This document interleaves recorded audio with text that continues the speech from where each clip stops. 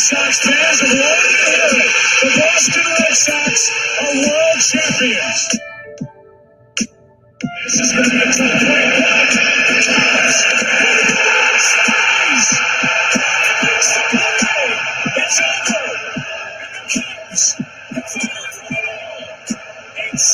over.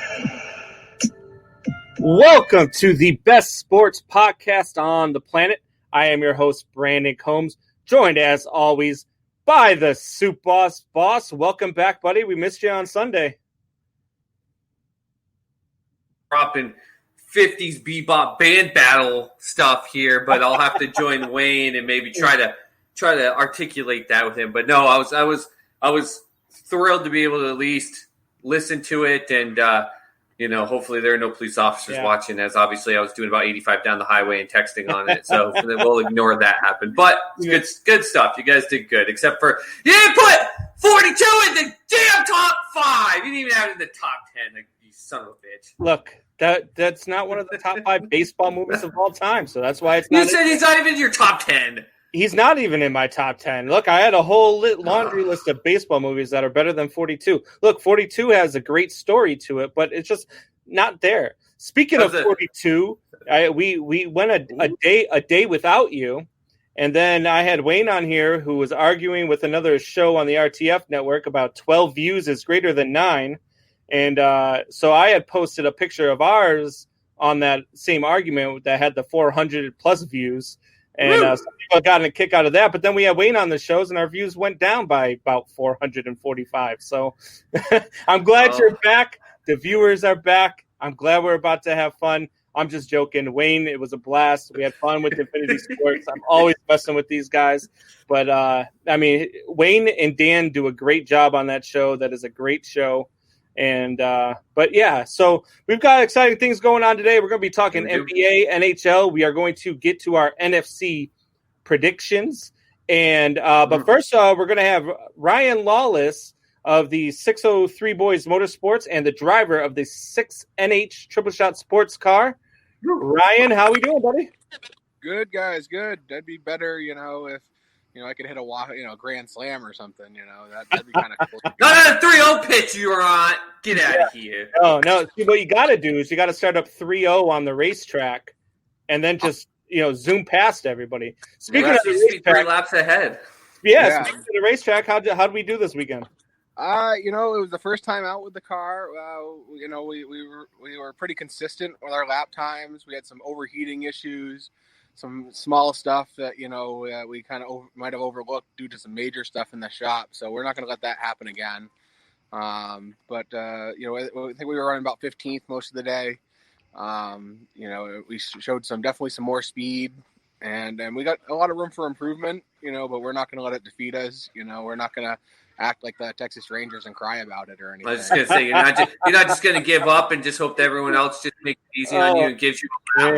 I'm going to make some unwritten rules. Some unwritten rules, something, Hey, man, I've been watching racing most of my life, man. 15th, that's not shabby at all. Like, I think that's something you still need to be proud of. In fact, especially if you had issues that you could get through the full race. Kudos to you. Good job. Yeah, we're gonna start aiming. We got some goals this week. We got to pick up a little bit more speed. It just seemed like the few issues just kept rearing its head as we started feeling comfortable. So, we've made some phone calls to some friends, some people that have some more experience than us, and they've given us some advice. So we're excited for this weekend. We're gonna head back out. We weren't supposed to be running this weekend, but we're gonna head back to Monadnock this weekend. And then we got I think a handful of races left at Monadnock, and we're going to do some traveling this fall too. There's some big shows coming up at some different tracks. So we're going to see what we can do, have some fun, and learn a little bit as we get ready for next year. Nice. Ryan, who you got in the background there, man? Is that the grandson there? No, that's Kyle, one of my crew guys, and he's got his kids here tonight. You got child labor? It sounds like he's like 10. What are you doing? He's actually 2, but okay. Start him too young. Well, now he's out there like getting ready to hit grand slams at the age of 2. Sound like a 10-year-old. He swings a mad hammer. Okay, he uses that hammer. In there. We had him fixing some stuff the other day, and with a hammer, and he was swinging it pretty good. The reason why I ask is Ryan's probably got the coolest grandson on the planet. I used to love hanging out with that kid. That guy, he was like 3 years old. He was talking junk to me in the backseat of the car after a softball game, telling me how much I sucked. It was unreal. Yeah. If you play like Brandon Combs, he'd tell you belong on the bench. Well, is it All talking? right, Ryan. Is So it that's all talking the time we junk? have for this week. Is it talking junk, or is it just telling you the truth? Was he just a very visual child He's a that very just outspoken kid. I'll tell you what. shoots it straight? Brandon, the next time you see him, you got to play cornhole with him. The kid's a stud. Oh my God. The kid's a stud. Yes. He picked up mini golf last weekend. Got a hole-in-one on the 16th hole. It's first time ever playing. That kid is phenomenal. I'll never forget the bat. We were playing wiffle ball in the backyard, and the bat toss that this kid was pulling off at the age of 3 was ridiculous. Made Batista look like a little girl. Yeah. Hey, look, the next time I come out there, man, we're going to have to get together. Or I'll have to have a good time. So good luck at the race this weekend, and join us next week, and we'll have we'll do some more race car talk, maybe have on, and we'll hopefully be able to talk baseball with you. Yeah, baseball, football, whatever. I mean, it's some good stuff. And, NASCAR just raced at the Daytona Road Course this past weekend for the first time with the Cup Series. They actually did that back in the 70s with the modified division, which is a Northeast division. And they're actually going to be running at Monadnock in 2 weeks, and we'll be there when they're there. Nice. That's actually going to be on Speed 51, or no, actually that's gonna be on NBC's Sports Pass. So people, I think it's like $5 you can pay for and watch the whole race online, the night of racing online. So I'll get some more information for that. And Matt Castor says, Ryan, you swing a mad hammer too. He that's usually because he's pissed off though, and he wants to hit someone in the face. And Derek says he wants to see you doing the victory lap this week.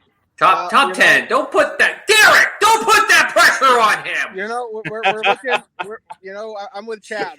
We're looking at our goal this week is to pick up some speed, cut our pick up about half a second. We're about a half a second off of the front runners, so we want to get a little bit closer to them. Keep digging. Keep climbing. You got it, buddy. It's all a work in progress. Right? I'll talk to you guys soon. All right. Hey, have a good one, Ryan. Thanks, guys. Good luck, sir. Yeah. Thanks. Put that pressure on our boy. Now he's going to go out there thinking he's going to be lightning friggin' McQueen. He's going to blow the engine out again. Jeez. Son of a bitch. Yeah. He wishes he was Lightning McQueen. I think we all wish we were Lightning McQueen. Come on, man. Absolutely.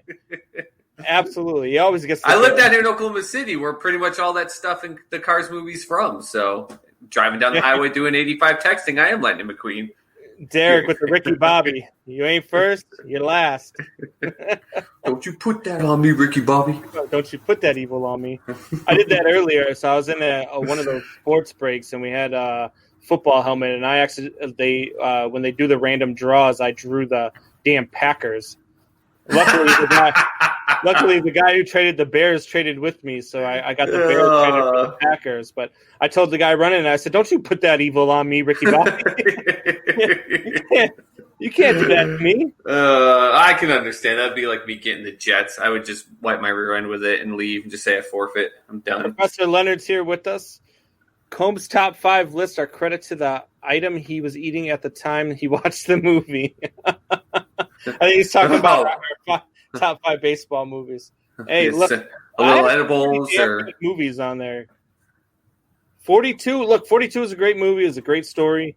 I just decided to go, in a different direction. There are certain things that I look for in baseball. To me, it's about what brings out the nostalgia of baseball, and to me, which I think is funny because you're such a historian of the game, which we're going to get into, but you didn't pick any real life stuff, and I get the emotional aspect of it. But I'm not even going to give you as much crap as the fact that Wayne sat here and gave this whole stupid argument about how we can't put real life friggin' examples on there. And then his number 1 movie is A League of Their Own. It's a true story, Wayne. That was the worst excuse ever. That was terrible. All right. What's going on, Strikeout Beer? Cheers, Strikeout Beer. Have one for you. I put a little bit too much rum in that one. Holy cow. There's never too much rum. Anyway. Watch your mouth. True. soul of the game is greater than 42. Just like that's Wayne. Wayne's on the keyboard. You can put RTF Wayne, but I know what you. Tell me who your favorite 50s bebop band is. Let's get in that battle. Oh, speaking of which, we're going to take a quick break here, and then we are going to get to some NBA talk, some NHL talk, and then we will certainly talk about that disaster of an apology for swinging at a 3-0 pitch. Man, do I want to sound off about that, and I know Supas is itching too. So we're not going to talk. It's going to be screaming. Just be prepared. Give us about 30 seconds, and we'll be right back.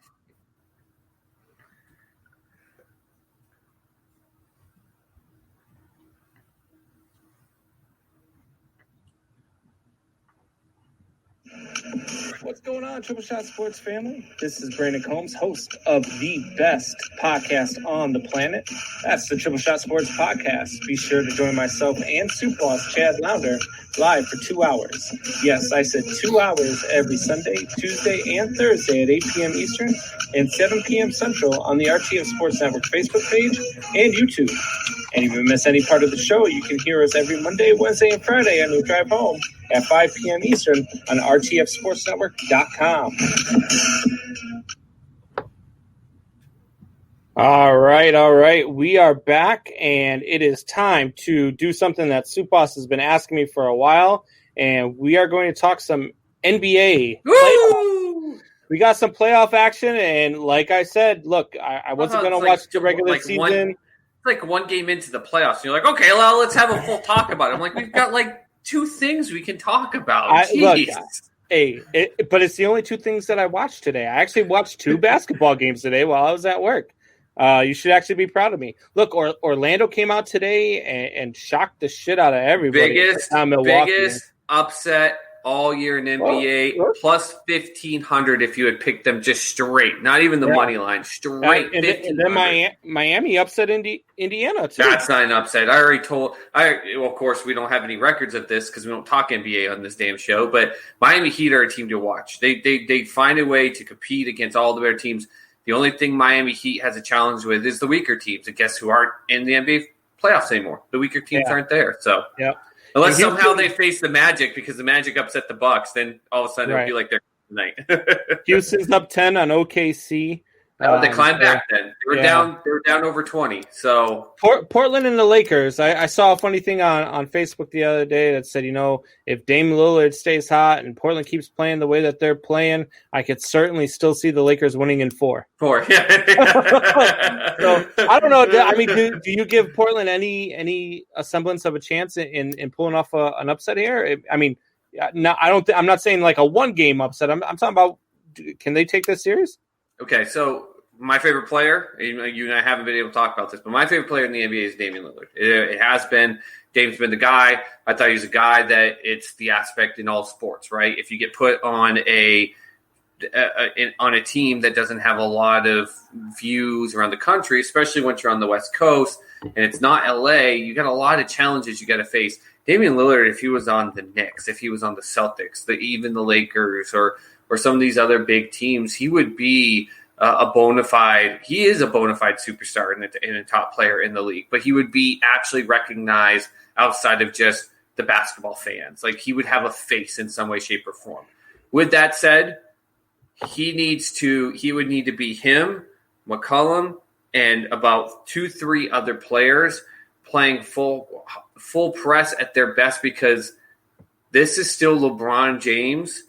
And he got the player that he wanted to be attached to it. They guaranteed them the first seed 3 games into this postseason. So people, when they did the regular season ending games, people are like, oh, they didn't play as well. They didn't have to. What they're doing is figuring stuff out. And LeBron James is a guy that has heard his whole career, you can't win them all in the finals, and you only get to the finals because you play in the East. What do you think his whole goal of going to LA was? It was literally to prove all the doubters wrong. So the only way I think it happens is if they play their lights out on Portland and it gets into LeBron's head enough Anthony Davis isn't the guy that can scoop that up and take charge. The difference is Anthony Davis is. I don't even think we've seen Anthony Davis play at his full potential in LA because he doesn't have to. But if he has to in these playoffs, like we saw a la Kyrie Irving do for LeBron, he'll do it. So do I think there's a chance? Sure. 1.2% chance. The Lakers are going to win this series. Yeah, as much as it hurts me. Your Celtics looked good last night, but now they just lost Hayward for 4 weeks, right? They 4 said? weeks. Yep, 4 weeks. So that's a big blow, but I still think they'll get past Philly. They looked really good yesterday, even without Hayward. Like they still look like a team that can make a run without him, and then hopefully get him back by the time the finals start. When you just have to ask a guy like Kemba Walker and Brown to just step up a little bit more, that's not a bad problem to have in that aspect. But it still does hurt. It puts a little dent in their armor. But the 76ers already had that. Ben Simmons was gone. And no matter what people think of Ben Simmons, he's part of their success. And you take him out, and he's good, but he can't manage that game. He's proven he can't manage a team on his own. Yeah, not that player. Not at all. And then you had let's see here. We also had who was it with Orlando and I love seeing you try to struggle through NBA. I actually put a thing on there. It was Jokic and Gobert and who you'd rather build around. And look, those two at the end of the game yesterday, man, they were just going at it. Like that was going to be what determined the game. Gobert's defense helped propel them into overtime because Jokic had a chance to win it there at the end. So if you have those two guys, who are you building around? I'm still picking Jokic, even though that was a big spot for Gobert, and it was a big thing for him to remind people that he is a valuable piece on this team. And remember, I haven't brought him up yet, but the Jazz were supposed to be a garbage team, and they went and drafted this kid that went past the 10th spot in the first round, which no one thought was. His name's Donovan Mitchell, and he's made them successful. And as much as you sat here on the great debate and goes, I don't even know who that is, I hope now with 57 damn points, you know who the hell Donovan Mitchell is. But Gobert, he is a part of that success in Utah, which has kept them in the top 3-4 in the West for a couple years now. But, man, Jokic is he's just that. He is, remember Big Country, Brian Reeves, what he was supposed to be? That's what he actually is. And he's not a flashy guy. He doesn't, get in the face of other guys unless it's to defend his players. He is literally a core player you can build around because he's got a good foundation. He's got a good head on his shoulders. He protects his players. But at the same time, he'll go out there and block 10 shots in one game and turn around the next time. And, in today's world NBA, he'll knock down 4 3-pointers at the same time. Like, he is amazing, top to bottom. Wayne G chimes in. Who's picking Gobert? Jokic is the star. Look, Wayne, I saw them both yesterday for the first time in their careers. Oh, my. I thought it was a great debate.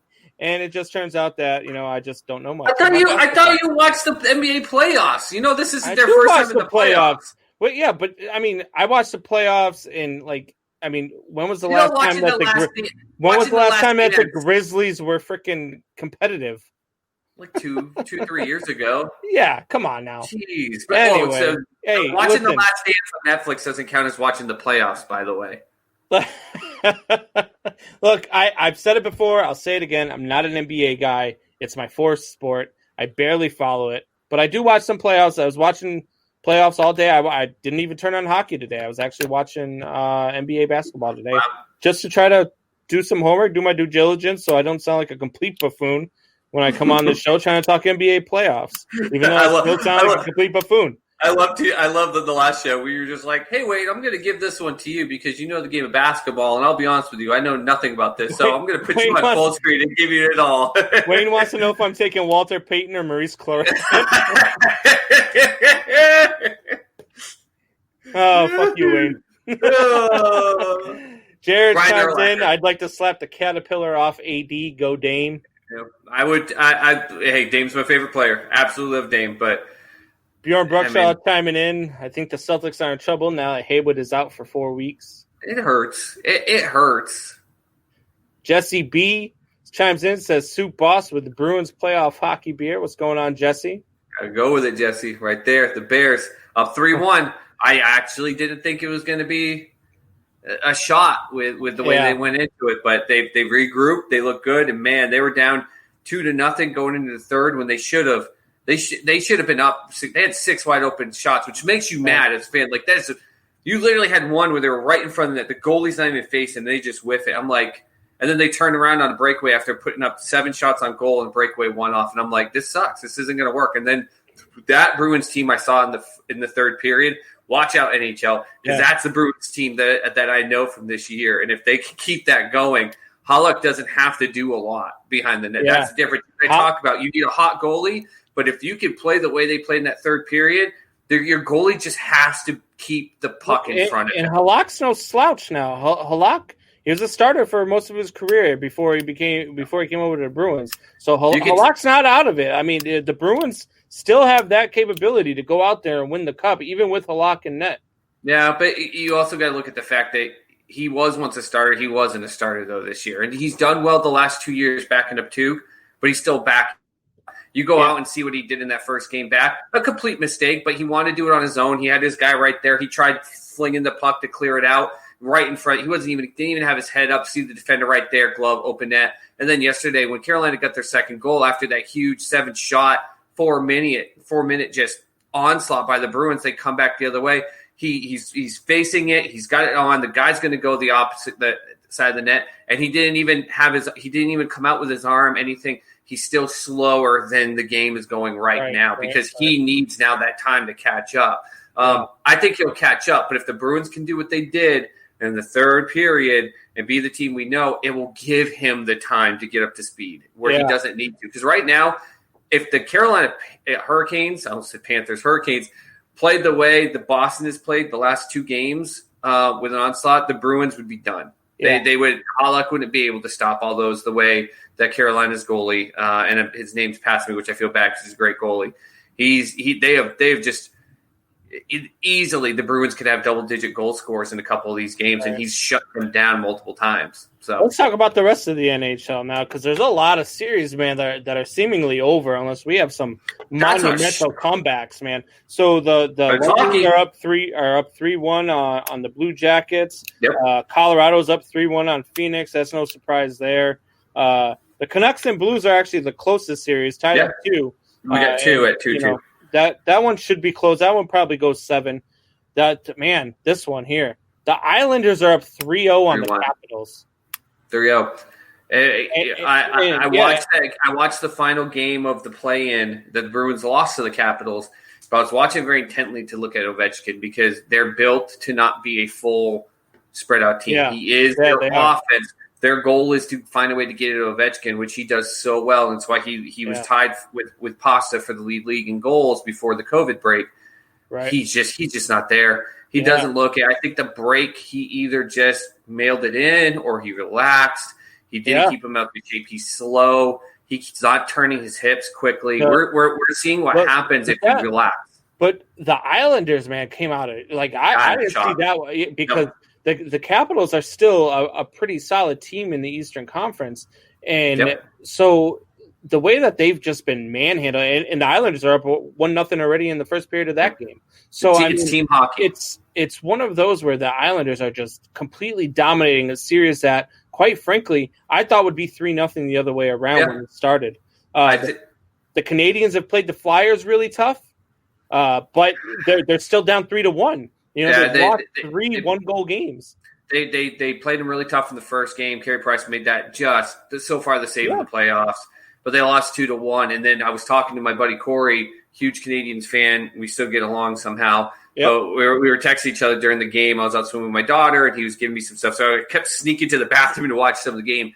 And you could tell that the Canadians pretty much were embarrassed because they let their goalie down, who made just save after save after save. They lost 2-1. They went on that game. They sure dominated. At one point, they had outshot the Flyers 27-3, insane. And that was in the beginning of the second period. But I just wonder if they just exerted themselves so much that they're still playing tough. But I mean, that last game, you could just tell Philly's kind of taking the breath, and they've gone, okay, hold on, relax. We know what we need to do to win these games, and I think they got this in control. Yeah. So then the Stars are up on the Flames 3-2 after winning today. And then, my Blackhawks, they're just down and out. They weren't even supposed to be here. No. They weren't supposed to beat Edmonton, so I'm happy that they're here. They showed some life finally in Game 4, took that game. Can they win Game 5 tonight? Absolutely. Yeah. Can they come back and win this series in 7? Yeah, sure they could. I mean, they've still got the core group of guys that won, a majority of the 3 Stanley Cups that they've won in the last, 10 years. And then they've still got a goalie who's won 2 of those Stanley Cups. Yep. So they've still got an opportunity to do so. Look, Vegas is just too talented. They're so good. They're better than the Blackhawks. They have the most unknown. Like we talked about Damian Lillard. At least people know Dame. The Golden Knights have names that in the hockey community itself you get missed. When you think of the best players, people just forget about them, and they have like 3 bona fide superstars on that team. Really good, but I mean, to your point, like the Blackhawks weren't. I mean, they weren't even supposed to be in it, but they've shown some fight and everything. But hockey, we talk about it all the time. It's so good. 3-1 in baseball, 3-1 in NBA. Chances are the 3 team's going to win, right? Up 3-1. Right.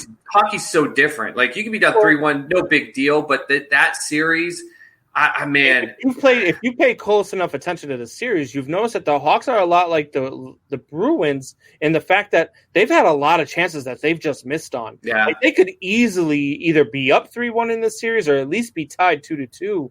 And they've just missed a lot of chances, and you can't do that to a team like Vegas. No. So there's not. I'm not saying that they're dead in the water, and I'm not saying that I would be surprised if they came back.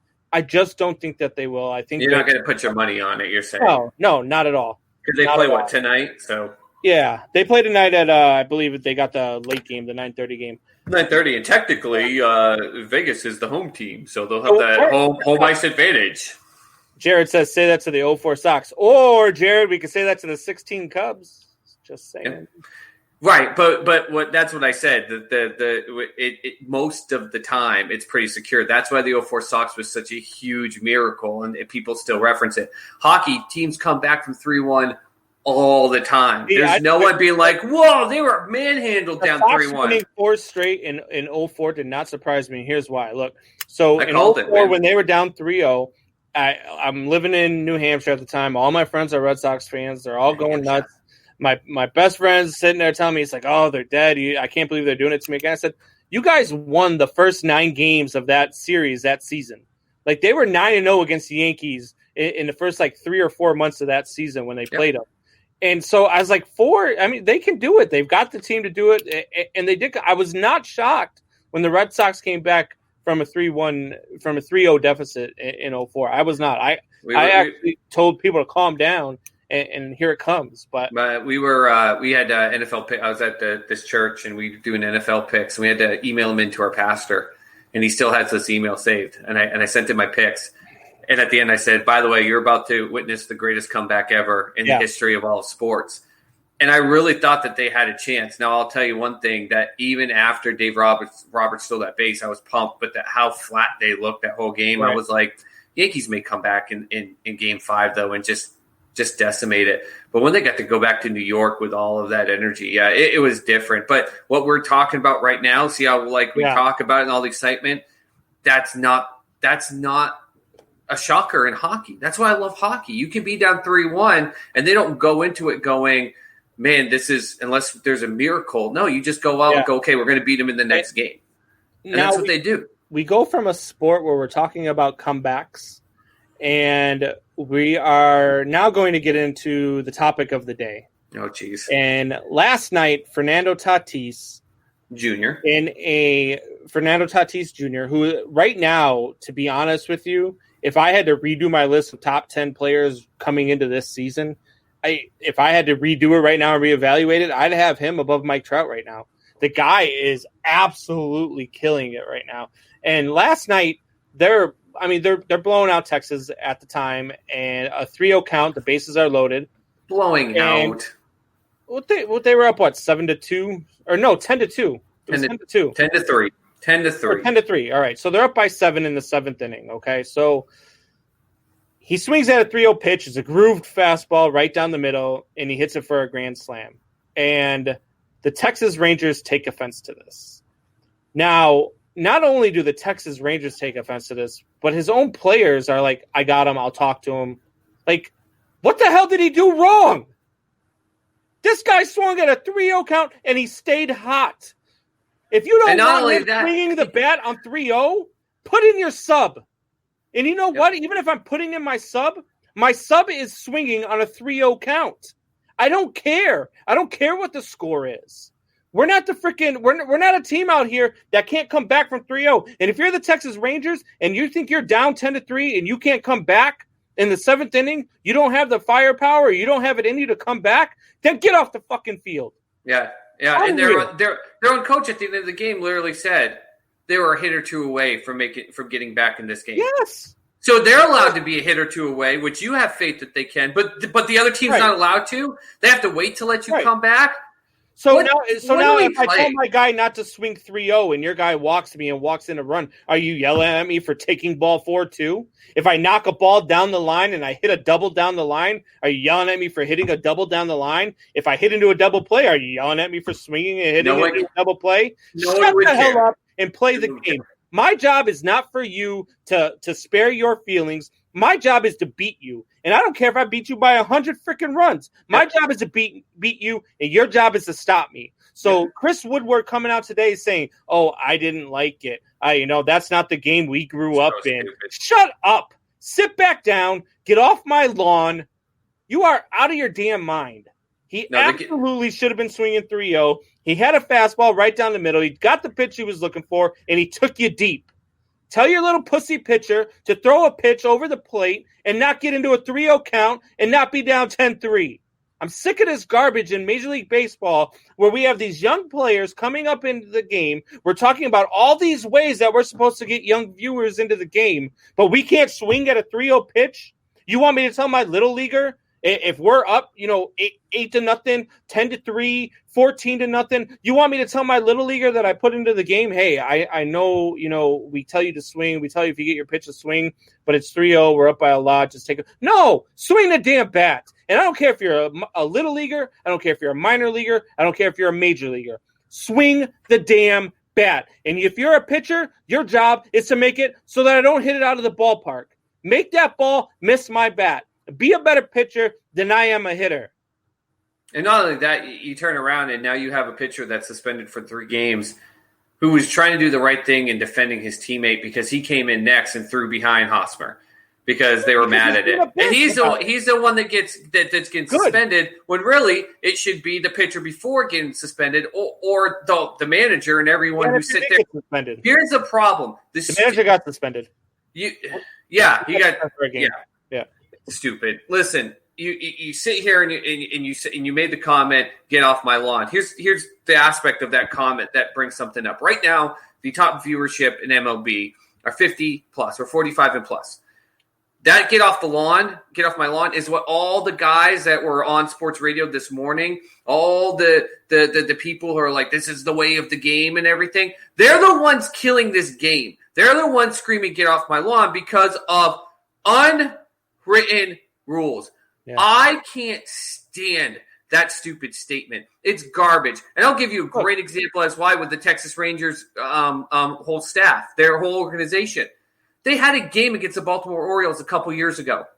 The end score of that game was 30-3. Okay? Tatis came up in the top of the 8th inning and hit that up by 7. That means they had the Texas Rangers had the bottom of the 8th and the bottom of the 9th, and their manager themselves said you're a couple bats away from getting back in that game. You had 2 innings. You know what the Texas Rangers of their 30 runs, 16 of them came in? The 8th and the 9th inning. Your own organization was out there one day swinging for the damn fences and going nuts. I don't give a shit if it's a 1-1 count. I don't care if it's a 3-0 count. I don't care if it's an 0-2 count. That's the thing. If Tatis was up there on an 0-2 count and did the exact same thing, he'd be getting praised for being one of the best batters in the game. I'm so tired of unwritten rules. Now listen, what happened if you didn't watch it? Here's the only thing that the manager of the Padres had a chance to say, this is why we talked to him. The pitcher in that game, the batter before, 4-pitch walk. Batter before that, 4-pitch walk. He 8 pitches, maybe 9. I think there's one foul ball that was actually a ball. He walked the 2 guys before him. He then threw 3 pitches in a row to Tatis in the ball. The only way I could see that this would be okay is if Tatis, who didn't look at his third base coach, so that's on him, had looked and they said take, which they said they were doing. And after the game, his manager came out and said, listen, we asked him to take. I know some people are upset. We asked him, though, to take, and he didn't, and that's on him. But I asked him to take just because the way that pitcher was pitching, I figured let's staple on an extra run. It'd be a secure run, right? And then we could come up with the next one. Yep. But he didn't say that. He said, my player did something wrong, which, by the way, asshole, that's your player. At least the Rangers manager, as much as he threw Tatis under the bus, turned around and backed up his own players and said, they're a bat or two away from getting back in this game. He can't even back up his own damn player because he used to be a part of that organization. It's garbage. He didn't even say it was because I thought they would give us a chance to tack on another run. He said he just did something that was wrong. There's nothing wrong. Unwritten means it's not a rule. I'm tired of it.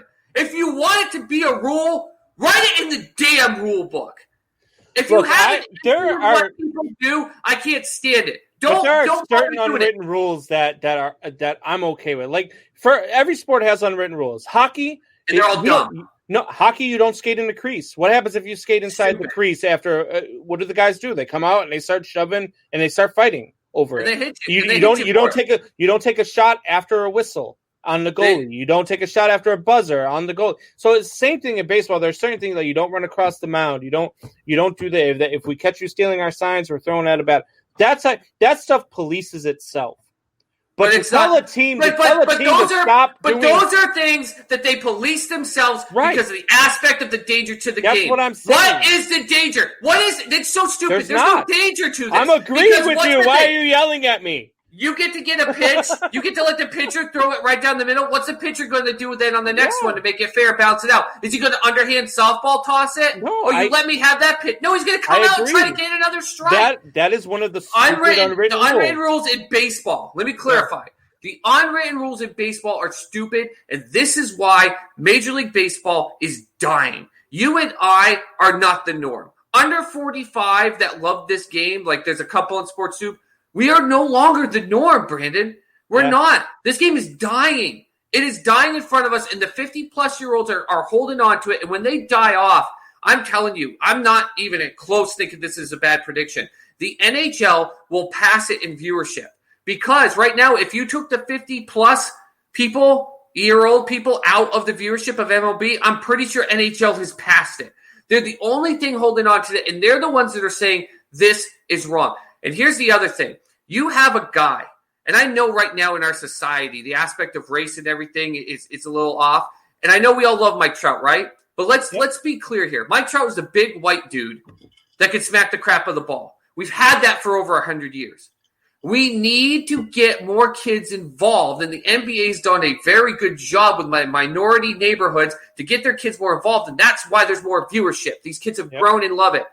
You need to, as baseball, find a way to get more faces that aren't just the big white Mike Trout dude. You have a guy like Mookie Betts, good, but guess what? He played in Boston, and people hate Boston. Okay, so what can you do? Where's the San Diego Padres? A franchise that doesn't historically do very well. Playing in a very hard division. Went out and got a guy for $300 million that's not sparking anything. Now you've got a kid who's a minority who hit that grand slam and was doing back jumps into his teammates, high-fiving them, pumped, screaming, so much energy, and then he had to get talked to, and he's over in the dugout looking like someone just told him that they just gutted his grandma. Then it was disgusting. The worst part of it all is that he apologized for it today. And look, to me, like, I love what Trevor Bauer came out and said. Keep hitting home runs. Keep swinging at 3-0 pitches. Keep doing what you're doing. Keep bringing fans into this game. Keep being a spark plug. Stop apologizing. That's the only thing you did wrong about this whole situation, Fernando Tatis, was you apologized for what you did, and you did nothing wrong. Absolutely nothing wrong. And for those of you that did, you're a schmuck. If you think that he did something wrong by swinging at a 3-0 pitch in a 10-3 game, you're a schmuck. The only thing that an apology is necessary for there is if he had come out and apologized and said, listen, at 3-0, I didn't look down at my third base coach and look at the sign.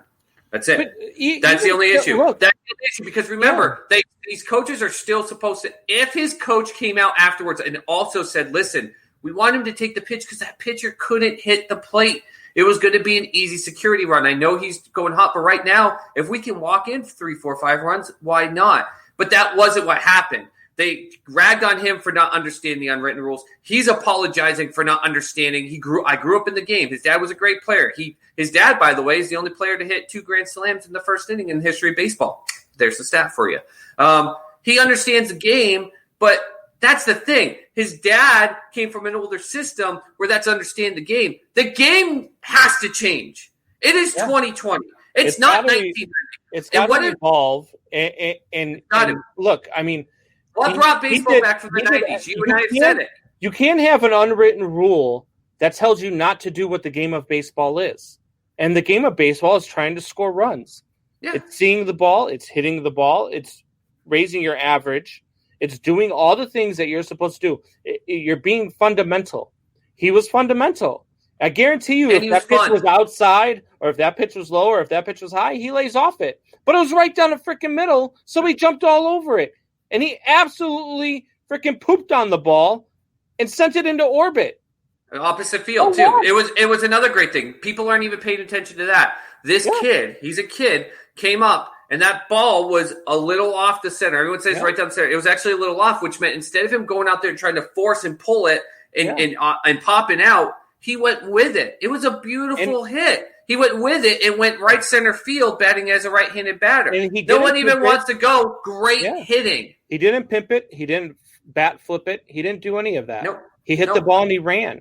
Like he celebrated with his teammates. That would have been another thing I understood. If he stood there and watched it and then ran, or if he stood there and fucking took a huge bat flip up by 7 runs, then then I don't have a problem with you throwing behind Machado. But just because of the fact that he hit a home run, you're going to throw behind his teammate?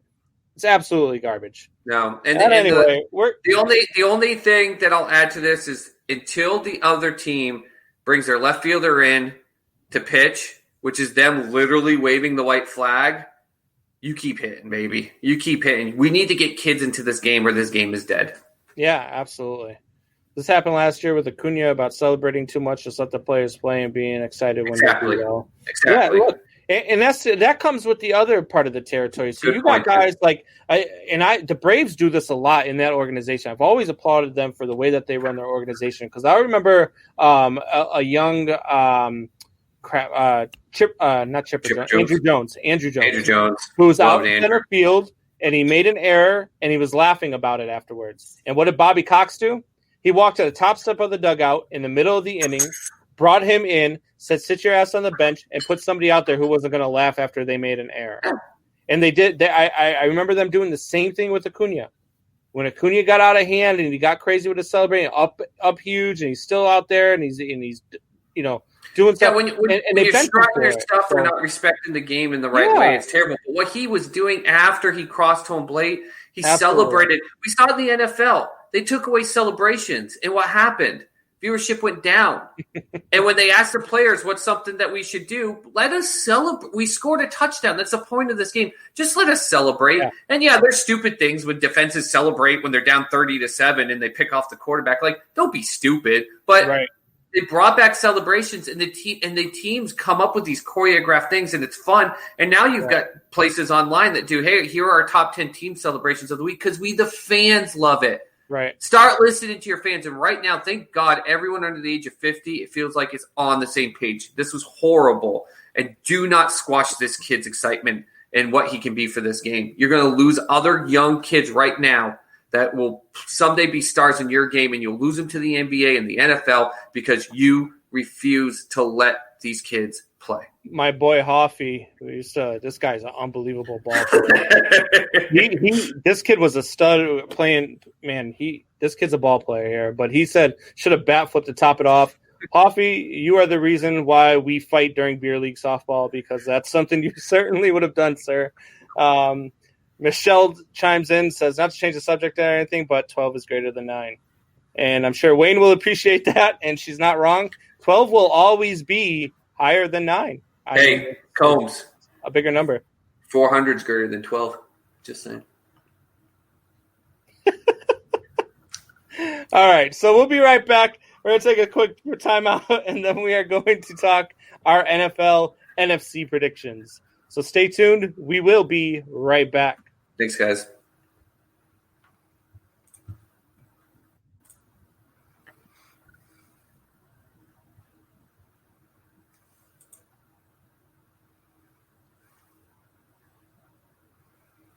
Boy, got pockets of change. I'm changed, but I'm coming. White don't like coming. Snowfall, that dress. I just follow you guys. Why you think my name is? Why you think I'm so blessed? Hip hop don't lost the soul. Why you think I'm on text? Cause I've been on the ground and I don't have no time for games. We are in 11th hour, yup, it's getting late. You can catch me in the kitchen cooking up a plate. Jesus on the way, I can't delay, too much to say. Dominoes knocking out, so you knocking out dominoes. Wanna know how I know that I'm about to blow? I wanna know how the fuck you do not know the way that I'm dropping shit, man, it's so obvious. This is the opposite of what a hobby is. If you reacting and saying I'm acting, the fact is you act, cause you know that I bodied it, know that I bodied it, yo. Isles are up 2-0. Isles are up 2-0, man. Yeah, hey, look, man, they're looking good. Again, that was Mises with Notice. Mises, this guy, check him out. If you have not checked this guy out on YouTube yet, you absolutely positively need to check this guy out because he is unreal. Absolutely. You know what's great about YouTube? It's completely free, so you can do some great stuff. Plus, you can head over to the Triple Shot Sports podcast page, throw us a like, hit subscribe, help us out. That'd be great. Alan chimes in, says, "Go Cardinals." Boy, I saw that he did that when I wasn't on here. Yeah, I better win something so I can pay this kid his $50. Speaking of winning something, who's gonna end up just giving next year suck. Oh. We're getting into a with another show on and off the field here on RTF, and they're running a fantasy football league, and they tell Soup Boss that we're going in as a team as a show. And what does Soup Boss do? He whines and tries to get on his own team. I was like, "There's no you want you and me to agree on a draft? That team will be loaded with Bears players because I'll be sick of listening to you telling me why every single one of them you would have us somehow be convinced that you actually quarterback. You'd be like Mitch Trubisky, even though he's junk, and let's draft Big Dick Nick in the second round just because we should." That would be the first two picks. Absolutely not. But that's fine. I'll just whoop your ass and we'll talk about it every week here. Yeah, that's what I said. Give us some good content. Give us the ability to rag. And let's be honest, if you and I aren't against each other, we can rag about how this show is better when you and I are kicking ass. Absolutely. Two teams. Speaking of which, guys, listen, before we get into our NFC predictions, I want you guys to like, share, do everything you got to do to subscribe. Anything you do to help us out, smash those emojis. We need it. Anything you got to do, smash that like button, click share on your timeline, share on your sports timelines, share under your pages. I don't care. Share it with your enemies. Do whatever you got to do. Put us up on a post and let us know that you're there. We love seeing from you guys. We love all the comments and the engagements. Jared Parrott says, "Here come the Vikings winning the NFC North predictions." So we are going to start in the NFC Get East. Into it.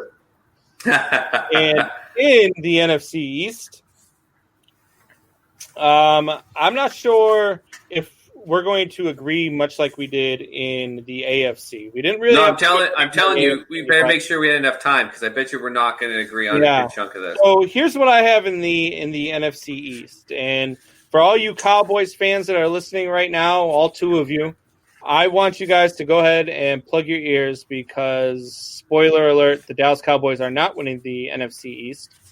I have the New York Giants at the basement at 2-14. I thought you were about to say you had the Giants winning it, and I was about to shut I was going to shut this thing off and say I'm done. I'm done. I've got the New York Giants in the basement at 2-14. I've got the Washington, not Redskins football anymore. Team. I got the Washington. I refuse to call them the Washington football team. I'm gonna call them Washington, not Redskins anymore. I have them at 3-13. I have the Dallas Cowboys at 9-7, and I have the Philadelphia Eagles, baby. Fly, Eagles, fly at 12-4. The Eagles are going to win that division. The NFC East has a pretty difficult schedule. And they're garbage. Out of those teams in the NFC East, the easiest schedule went to the Eagles. and the Eagles are coincidentally the best team in that division. They don't have the most talent in that division, but they are the best team in that division. They don't have a quarterback who's on a contract year. They don't have a quarterback who feels like he got shafted by his team. They don't have Zeke, but they have the best team in that division. I have them at 12-4. What do you got, Supas? Okay, so I thought we were going to see an argue. Are you ready? The Giants, I have 2-14. Yep. The Washington Maroons at 3-13. Yeah. And I have the Cowboys at 10-6 and Philly at 11-5. We're just a game off. That's it on those two. That's it. No, listen, the Philadelphia Eagles, to me, we talked about it a little bit with Carson Wentz, and people get so mad at me because I don't have him higher, and it's only because he continues to get hurt. But I say it over and over and over and over and over and over and over again. He potentially is a top 5 quarterback in this league. I'm not saying that he's garbage. I'm just saying until he can get through a season where we don't have to see them going and picking a 40-something-year-old backup quarterback off of a broadcast studio to play in the playoffs, they're going to be just fine. They're more solid, and I know they don't have the superstars like you said in that aspect, but listen, they've got a 2 tight end set that is fantastic. Dallas Goedert is fantastic. I've got him in almost every dynasty league. You see him getting better and better and stronger. It takes some stuff off of Ertz so he can last longer. And, of course, you've got Aguilar and some of these other wide receivers. They got the issues dropping the ball, but they also caught a lot of balls. They're good. They've got one hell of a defensive line. Like, the Eagles don't get credit enough for just how good that defensive line as a whole. Not just one edge pass rusher or anything. The line. They shift. They move. If Carson Wentz is off or that offense is off, the defense will keep them in the game. And to your point, if Miles Sanders is done sucking cow dick. Listen, he's not top 10 or everything that they were making him out to be on Mike and Mike. But you know what he's going to be? He's going to be one hell of a player. I think he's going to rush for a good 650, 700 yards. I think he's going to catch a bunch of balls in that system. I think he's actually going to do well. Not friggin' better than Derrick Henry but he's going to do very well in every way the team needs. It all comes down to this. Philly goes 11-5 if Carson Wentz stays healthy. If he doesn't stay healthy, it's trouble. And I hate it because the Cowboys will win the division. Yeah. The reason why I have the Eagles at 12-4 instead of 11-5, and I think where we're going to be off is you probably have them losing to Seattle, right? Yes, I do. I have them losing to Pittsburgh, Baltimore, Washington, 1 game to Washington, and New Orleans. I have them beating Seattle on this. Seattle comes to Philadelphia, and they come to Philadelphia late in the season, and they come to Philadelphia when there's a chance that it's going to be -10 and snowy and not in their element. So I think the Eagles are good enough to pull that one out. So that's where they play in Seattle. They don't play in Arizona. I get it's not snowy, but do you understand the wind and the cold temperatures Seattle plays in? Russell Wilson starts wearing long sleeve undershirts at the end of September, man. It's not Philadelphia cold. It's not. I don't know, man. I think that's a stretch. From the West Coast to the East Coast. It's hard to pick a West Coast team on the East Coast, just like it's hard to pick an East Coast team out on the West Coast. I think that's what you do when you pick these. You first found all the schedules of the games that cross coast, and you were like, whatever team traveled, you're like LLL. And you're like, okay, I'll fill around after that. I look at each game on its own. What other one did we disagree on? We had the Cowboys. I had them losing to Seattle. I have them losing to Philly twice. I have them losing to Pittsburgh. You have Philly losing to Philly twice? Oh, you're on the Cowboys. Cowboys.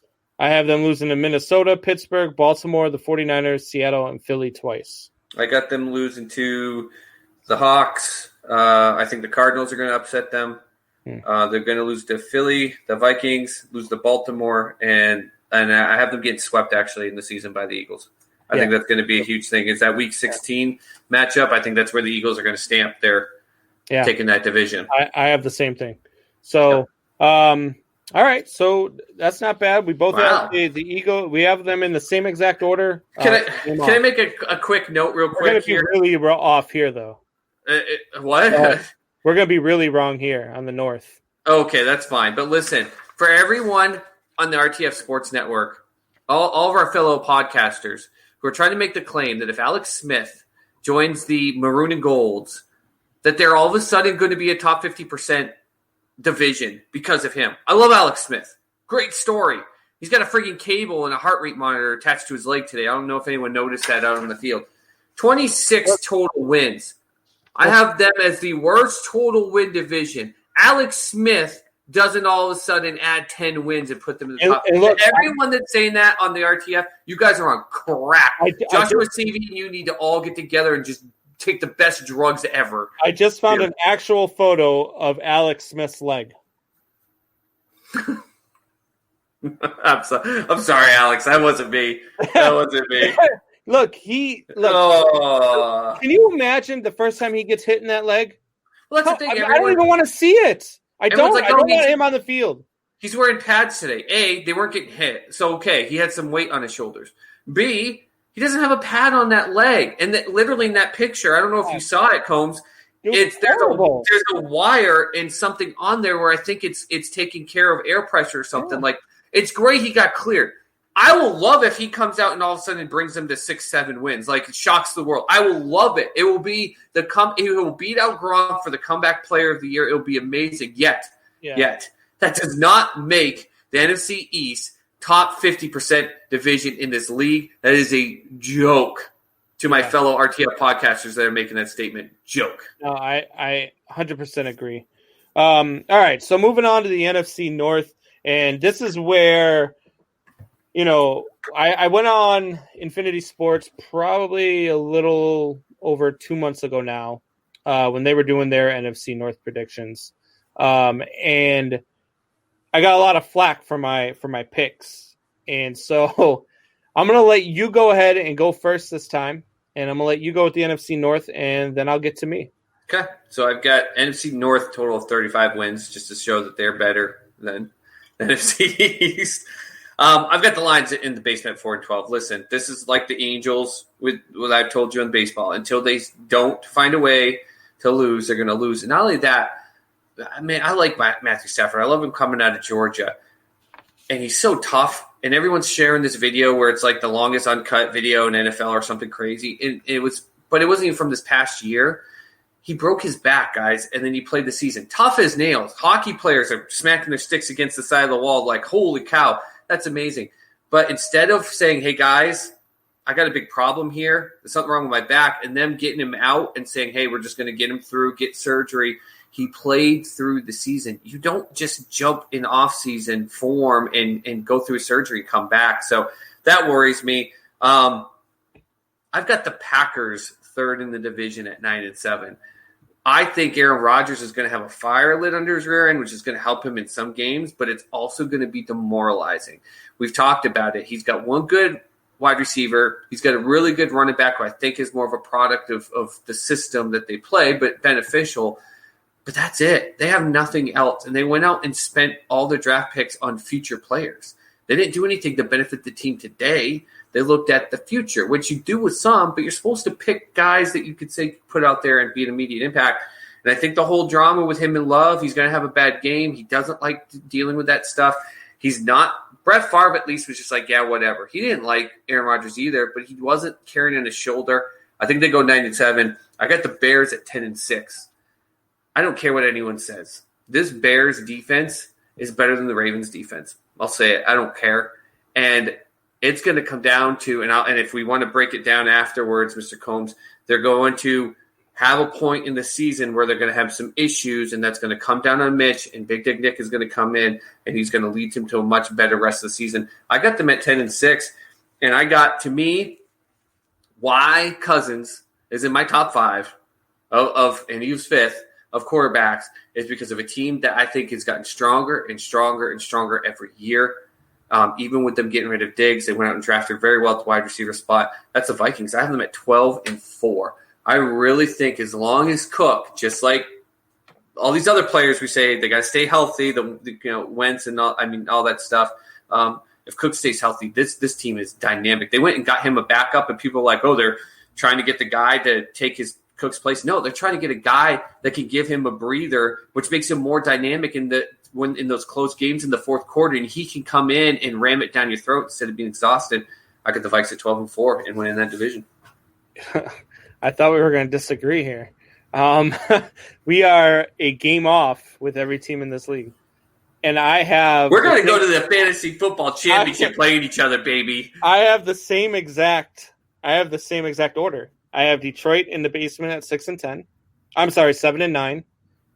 I have Green Bay at 8-8.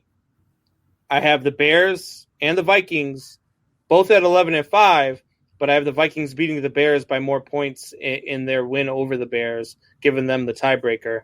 The Vikings I have at 11-5. We'll figure out where we have the difference there.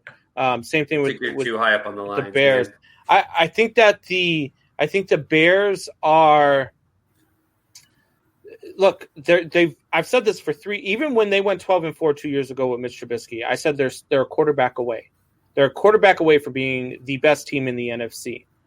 And even though we had a lot of opportunity to go out and grab other quarterbacks, and we ended up with Nick Foles, and I get everybody's hesitation on Nick Foles does not turn the ball over. He just doesn't. He's a game manager, and the guy can hit a target. That's all we need. I can't tell you how many times last year I watched Mr. Trubisky underthrow or overthrow a wide open Allen Robinson. And how many it probably cost Mitch Trubisky easily cost the Bears 4 games last year, which would have put them at 12-4 again.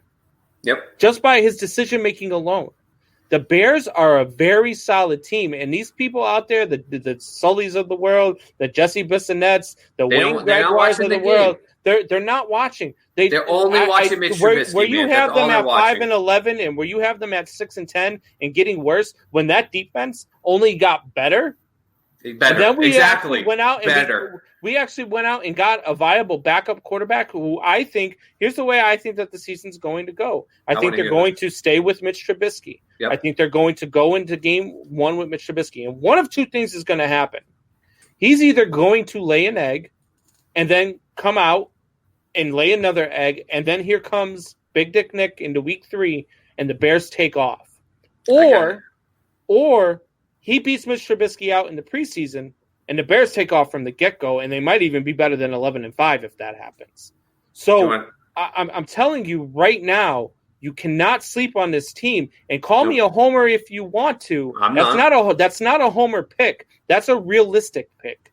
So I can't wait. We have a bet going on with Jesse. Jesse thinks that Detroit's going to be better than Minnesota this year. I don't even without Dalvin Cook, they've still got a stud run game. You know what? Let me say this real quick with Jesse, because I made it clear on that post, and everyone wondering what's going on. We have behind the scenes as podcasters, we get a page and we talk and stuff. And Mr. Combs and him made a bet where if the Lions have a better record than the Bears, Vikings, the Vikings, Brandon's got to wear a shirt with his face all over it, and then Jesse's got, if it's the opposite way, I want to throw one in. I will gladly. If you want to take me up on it. Because at first I was like, hey, listen, this is Mr. Combs. It's not triple shot as a whole. But I want to up this up one. If the Lions somehow have a better record than the Vikings, I will also wear a shirt. So you will have 2 shirts right here with Jesse's face.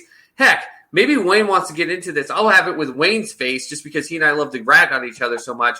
But if the Vikings have a better record than the Lions, Jesse, not only are you wearing a shirt with Mr. Combs' face plastered all over it, so it's looking sexy as hell, why don't you find a nice big fake beard? You got to wear it the whole podcast.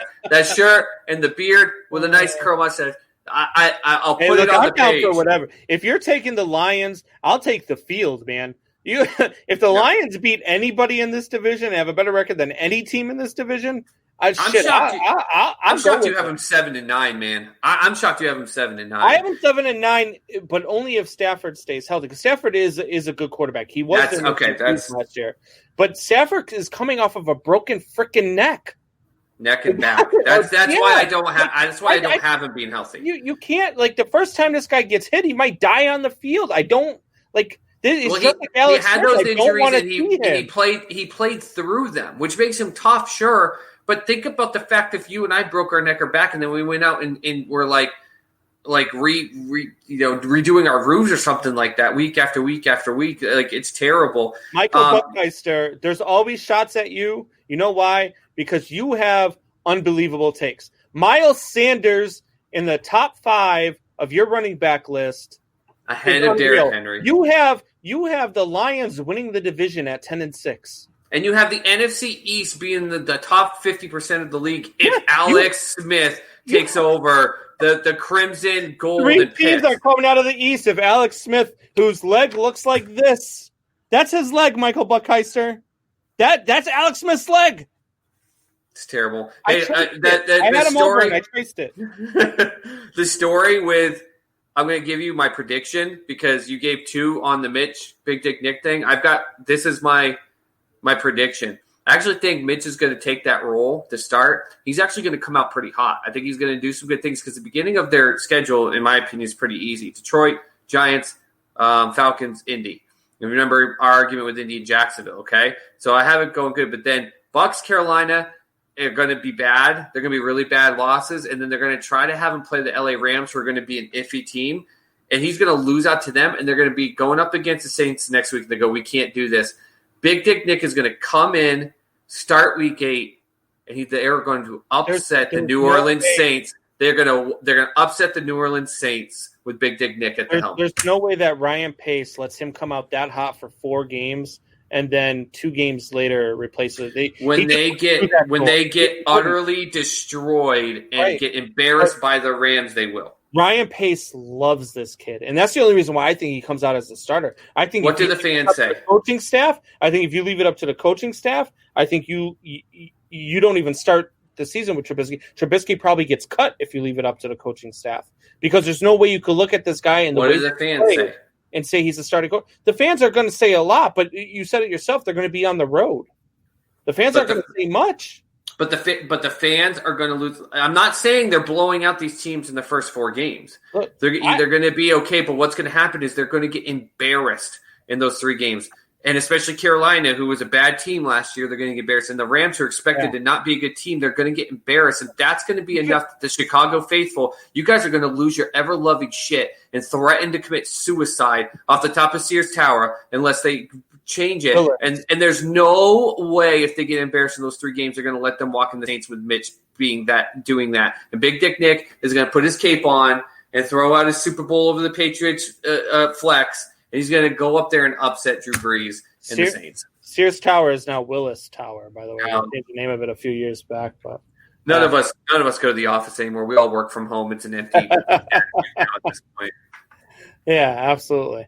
All right, so now we get into the NFC South, and look, I thought we were going to disagree on the NFC North. We may not disagree here on the South either. I don't know. So in the South, I have Carolina at 7-9 in the basement. I have Atlanta at 8-8. I have New Orleans at 11-5, and I have the Tampa Bay Buccaneers at 12-4. Tom Brady's about to play with the best receiving core that he's ever had. They've got a really good offensive line. They've got a really good defense. This team is going to go out there and they are going to – they might even be the first team that hosts the Super Bowl because they are – I mean, they're going to be good. And I get all the haters out there. Actually, I don't get all the haters out there, but I know there's a lot of haters outside that, you know – they don't like Tom Brady. He's a system quarterback, blah, blah, blah. They're old. I get that from Mike and the team. Oh, they're old. Did you hear him throw shade at Bill Belichick? Did you hear the interview? No, I don't want to. I don't want to hear it. I don't want to. No. They're old being an old, decrepit team. And then when I say Godwin, he doesn't even have an answer. He just goes, they're old. So Tom Brady went out and was asked, you know, how's it feel playing in a different system other than Bill Belichick's? And he goes, well, for the first time in my career, I have an offensive coach. No. and he just starts laughing. And look, he's right, though. He's got an offensive-minded coach. He's got the best receiving core that he's ever played with. They've got a solid run game. They've got a good defense. this team is going to go out there and they're going to dominate this division. They're going to be 12-4. New Orleans right behind them at 11-5 because they're still a good team. I think it comes down to their late season game against one another, which I think Tampa Bay just comes out on, and then Atlanta at 8-8 and Carolina at 7-9. So how far off are we? First, let me just say that that's why Bill Belichick fought to keep Josh McDaniels. He lost him once, realized it bothered Brady, and then when McDaniels was supposed to be the coach of the Colts, Belichick was like, "Oh hell no, this ain't happening," because he's right. And there's nothing wrong. I'm glad Belichick's not an offensive coach, but that's why you have. I'd shut up, Mike. I don't. Nick sucks outside of green. All your predictions suck. Philly. All right, predictions suck. So we've got a flip in position on 2, and it didn't actually shock me when I heard your absolute love fest for Julio Jones the other day, and you discussed to me. I have Atlanta at 6-10. I know they went to the Super Bowl a couple years ago. I'm a big Matt Ryan fan, BC, everything like that. That's great. That defense is still weak. It's still got holes. What's his face, Quaid, the coach? I mean, ever since the debacle of getting beat, that was a turning point in his career. He has literally taken that 28-3 defeat, turnaround by the Pats against them, and it's just gone the opposite way. Ryan's getting older. Like I said, he's still a good quarterback, but he's older. He's another year older. Julio's another year older. It's good they got Calvin Ridley. We don't know what we're going to get out of Gurley. I think he'll do okay, but I don't think he's going to be explosive like we know Gurley to be. So I have them 6-10. I have Carolina actually at 9-7. I think there was a reason, and I beat this drum with you constantly when we have the Jameis Winston thing. Carolina was sitting there with Christian McCaffrey, DJ Moore, other players that didn't do very well as a whole for a team, but had good players in there, including one of the most dynamic running backs and players we may have ever seen. And they looked at who is available, and they sat here and watched a guy that threw for 5,000 yards and 30 touchdowns to some great players. And they saw a guy that walked in for 5 games to back up Drew Brees, who didn't throw up big numbers, but he managed the game. He understood when to throw it away. He understood when to throw it away. He knew how to make audible shift calls. He knew when he was going to get sacked and just get down on the ground. He understands the whole aspect of the game to be smart. And they said, that's what we need. We don't need someone that's going to come out here and fling it. We need a game manager. And I think Teddy Bridgewater is also potentially, even though he's not a comeback, something. He's going to get some type of award for just coming back into this league and actually leading the team to above 500 record. I think Carolina's going to be 9-7 because he managed the game. And then I have the Saints at 12-4 and the Bucks at 13-3. So I have a 12-win team not winning their division this year. And I would like to say to you, Mr. Combs, we've had this debate, and I talked about the divisions and the last 10 years, which I stand by. That's all research about why the NFC West is better. And we talked about way or no way, I think like my first or second episode on here. And I said the NFC West was better than the NFC South. And I have a 40-38 win difference going to the NFC South. So, sir, I apologize. I said the NFC West would be better this year. And by my own record and my own picks right here, I was off by 2 games. I was wrong. So the NFC South, to me, will be the best division in football with a 12-win team not even winning that division. So the reason why I have Carolina at 7-9, but they have a tough schedule outside of even in the conference or the division is a tough schedule. But outside of that, so they're gonna. I have them losing. You know, they lose 1 game to each division opponent. They split with each divisional opponent, and then I have them losing to the Bears. I have them losing to the Chargers, who are better. I have them losing to Kansas City, who are better. I have them losing to Minnesota, who are way better. I have them losing to Green Bay, who is, let's just say, Green Bay is a better team than Carolina. How are the Chargers a better team? What is it with you and the Chargers? The Chargers are a better team. They're a better team. Tyrod Taylor's their starting quarterback, and nothing against Tyrod, who's come in and helped some teams out before, but he always gets replaced. Why? He's not a full-time starting NFL quarterback. Look, they lost their number 1 running back. I still think that the Chargers are a better team than Carolina right now. I think that Kuechly loss puts a big hole in that defense. I really do. It hurts. Sure, it hurts. But they went out and drafted really well in the defense. That was their whole focus. They drafted defense. I don't know. I have Carolina down. I have Atlanta. I have them at 8-8. I have them losing to Seattle. I have them losing to Dallas. I have them losing to the Bears. I have them losing to Green Bay, Carolina, Tampa Bay twice, and New Orleans. So you have a lot more wins later in the season, which shocks me because I have that. What you just said, the first 4 games, I have the same. They're going to start this year 0-4 and be sitting behind the other 3 teams at 3-1 in my predictions. Now I got them beating Carolina in Week 5, but then losing to the Vikings, beating Lions, but then losing to Carolina and Denver. So they're going to start the season at according to my prediction, at 2-7. I just don't see them at that point. We've seen it with Atlanta. If they start hot, they're a good team. They don't start hot. They don't find a way to pull out of it. Now, I obviously got them going 4 more wins the rest of the way, including a huge upset the last 2 weeks. One, because it's not needed against the Bucs. I think it's going to be a game where Brady and Gronk and some of those guys that are older, Mike, they're going to need the rest because I think they're going to lock in that seed, the number 1 division aspect. But I have them actually upsetting the Chiefs in Week 16. So it's not like I'm saying they're hot garbage. Right. I got the same, but I've got them starting so crappy too. How do you have them muscling through the rest of that season to come? What did you have them? I have them at 8-8. That's 2 games off me. I thought you had them 9-7. That's not the end of the world. That's not the end of the world. And I have Carolina. You've got Carolina at 9-7. I got them flip flopped. I have them at 7-9. So we're not far off. No. So I thought there was going to be a lot more screaming in this segment. This is the peaceful hour talk with Mr. Combs and Tupac. Think of the happy little trees we're painting right now. All right. But this is a division where we're going to have some amazing things happening. I don't think so. In the West, I have Arizona at 7-9 in the basement. I have the Rams at 9-7. I have San Francisco at 10-6. And I have Seattle at 12-4. Seattle is just a cream of crop in that division. They have the easier schedule out of the 4 teams for sure.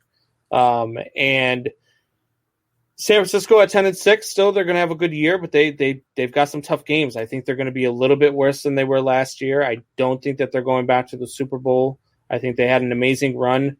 I think a lot of teams really. I think the Super Bowl exposed Jimmy G, to be honest with you. And I think that exposed that defense. Yeah, well, the defense is good, but they found all of a sudden ways to get exposed. Right. And look, if you hang around and you're in close games against the San Francisco 49ers, I feel like your chances are better than theirs. Because I feel like Jimmy G is one of those guys in a close game is going to make that big mistake. And I feel like that defense is going to give up that big play. So I like them. I love George Kittle. I think that they are a really good, solid team. They're going to be 10-6 this year. But I don't have them win the division. I have Seattle running away with that division.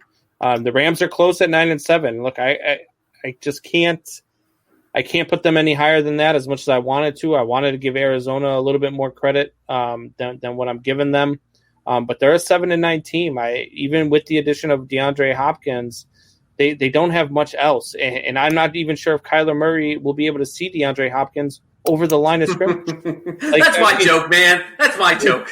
He's 4'4". I don't understand how people are so high on him. I guess we'll see. Maybe I'm wrong. I mean, He's not a pocket passer. He's in East-West, but that's why I said DeAndre's not going to get as much because he's going to hit Fitzgerald underneath because he's going East-West. He's not going to lay that out to Hopkins going deep as much. Yeah, absolutely. So what do you got? Okay, so we're off a little bit, but I'm going to go through this here, and then I'm going to come up with a little bit of prediction after I give you records, okay? I have the Rams at 5-11. I think losing Gurley, even though they didn't really have him, but it really disheveled the whole system because they were hoping for him to come back. They were holding. I tell you about it with the Red Sox. It hurts the Red Sox when Chris Sale is like, he could be coming back. He's going to be pitching. He's in pot. Oh, he's going to do a game. No, he's going to go back and do a 5. That was the whole thing with Gurley. And I think it left them in a place where they didn't go out and get any additional help in that area. I think Goff got exposed a little bit last year. I think they got to see some weakness in him. Shocker, me as a New England Patriots fan, Cooper Kupp's one of my favorite players, a white wide receiver, shocker. But I think it's going to be something where a lot of defenses can, because they traded away Woods. Cooper Kupp is a slot receiver. He's a slot receiver that has the option to be an outside receiver when necessary, but he needs to switch. They're going to try to make him the outside receiver. He's not an outside receiver all the time. They really are weak on offense. You got to be able to hang up points, and I just don't think they do. And as great as Darnold is, and that defensive line is a stellar defensive line, they're going to get tired. And come third, fourth quarter, I think you're going to see them in close games, and they're going to lose it because the defense is going to do all they can to keep them in, get tired, give up a game, and that offense can't come out and do. Do you trust Jared Goff going down the field in a 2-minute offense with this current offense and winning? I think you're sleeping on Cam Akers. I think Cam Akers is a really no, good I'm not. back. I think he's gonna be better than what Gurley was for them because he's not going to be as injured and as much of a bitch about it as Gurley is. No, I'm not sleeping on Akers. He's a good running back. It's just I don't trust that offense in the 2-minute. I think that's what the thing. I'm not saying they're going to get blown out of these games. I just think I can't trust them with the aspect that they trade away Woods and they didn't go out and get anything. They hung around too much on Gurley. I get Akers is good, but they really if Gurley came back and was like, I'm 100%, they would have probably traded away Akers. They would have been like, see you later, because they were so sold on it. But anyways, I've got Rams at 5-11. I got the Cards at 9-7.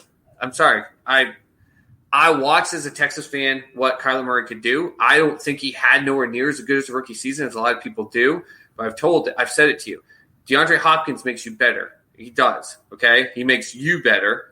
So that's what's going to happen. But like we just talked about, I think what's even more amazing is that you're going to have a Larry Fitzgerald who's out there just running laps around his teammates still at 135 years old. They're showing training camp pictures. Now you've got a guy that Larry Fitzgerald doesn't have to worry about being number one. He doesn't have to go deep. He can actually manage the middle of the field on cross routes and quick slants and quick and in and outs. And Larry Fitzgerald is going to probably have the most fun he's ever had outside of the Super Bowl year with Kurt Warner. But there's still going to be mistakes. Kyler Murray's still going to be mistakes. I think they're going to excite some people and they're going to have some upsets, and people are going to go, oh, this team could win 11 games, and they're going to have some bad games. But I got the Niners also at 10-6. I'm not going to say anything about them because I think you're dead on with every aspect of it, top to bottom. And then I have the Seattle Seahawks. We've got what? We've got the Bucs with 13 wins, the Saints with 12 wins, the Vikings with 12 wins, the garbage NFC East, but Eagles with 11 wins. I have your Seattle Seahawks. You got my 14 too. And your MVP Russell Wilson at 14-2. The Seattle Seahawks have bettered their offensive line. They've kept the core to their defense. They've worked through a couple different things to go out. They got Adams out of New York. That team mirrors, but they're short one position at running back, but they don't need one guy to do it. They can make Penny and Carlson separately run the beast aspect with that running back. And this is a team that mirrors some of those dominating Seahawks teams we saw a couple years ago. And I think they're going to pull up some big games. They're going to win a lot of close games. I have them at 14-2. Your number one seed in the NFC, yeah. Russell Wilson as the MVP. Yeah, so look, I don't hate you for that. Look, the Seattle losses. It's only two games off of yours. Yeah. That's a thing. I have them losing one game in the division as to the Rams. The other three games that I have them losing are all on the East Coast. I have them losing to Miami, Buffalo, and Philly. Miami's one of them sneaky hard places to play in, especially coming from the West Coast because of the way that they have their sidelines are sitting in the sun during the Miami heat and all that other good stuff. They do have some home field advantage there, even if there aren't fans in the stands at the time. It's a tough place to play, especially West Coast to East Coast. Buffalo's a really good team, and when you're going West Coast to East Coast, I really can't pick a really good team. And same thing with Philly. Those are three games. Miami's the only one that they should win that they might lose, and the reason why I think that that's a letdown game is because I believe I have them beating New Orleans the week after. I think it's the week after, if I remember correctly. Looking now, no. I have them. Say they don't play the Saints. They're sandwiched between the Cowboys and the Vikings, and they have the Dolphins. So I think it's a trap game, and it's on the East Coast. So That's where I have their but I wouldn't be surprised if they're 14-2. I'm not mad at 14-2. Same thing with San Francisco. We both have them at 10-6. I'm not even mad with your Arizona pick. I even said that I was looking for a reason to have them better. I'm just not as high on Kyler Murray as other people are. And even, like I said, even with DeAndre Hopkins, I just don't. Kyler Murray to me just doesn't strike me. The defense is good, and they've gotten even better, man. The defense is good, getting even better, which means he doesn't. When you take the pressure, and he did good in his rookie season. Again, I don't think it's as good, but when you take that pressure off him by giving him, to me, the best wide receiver in the game, and then your defense is really good and out there creating turnovers, he doesn't need to freak out so much, and he can work on the things they're trying to teach him. And when you've got a guy like Larry Fitzgerald, DeAndre Hopkins there to teach you, I think that's win-win, man. I think that's win-win. I think they're going to be sneaky good. But if you listen to our predictions, which we'll go through here for the playoffs, that doesn't put them in the playoffs, though, at 9-7, where in the AFC I had two teams fighting for 8-8, and I don't even remember who I had. That'd be a down year for the AFC for sure. Yeah. So we'll do our playoff predictions here on Thursday, so stay tuned for that for sure. We are going to take a quick break, and then we'll be back with Way or No Way, so stay tuned.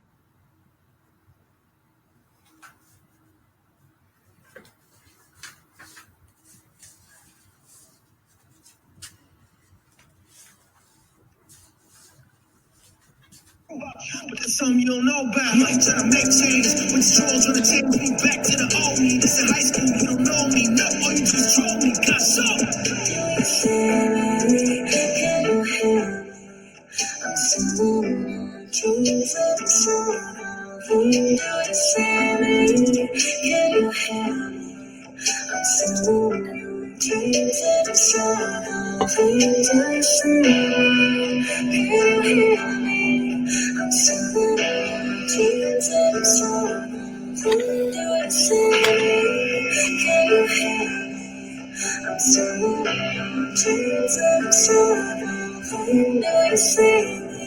Know about things, so I know a whole lot.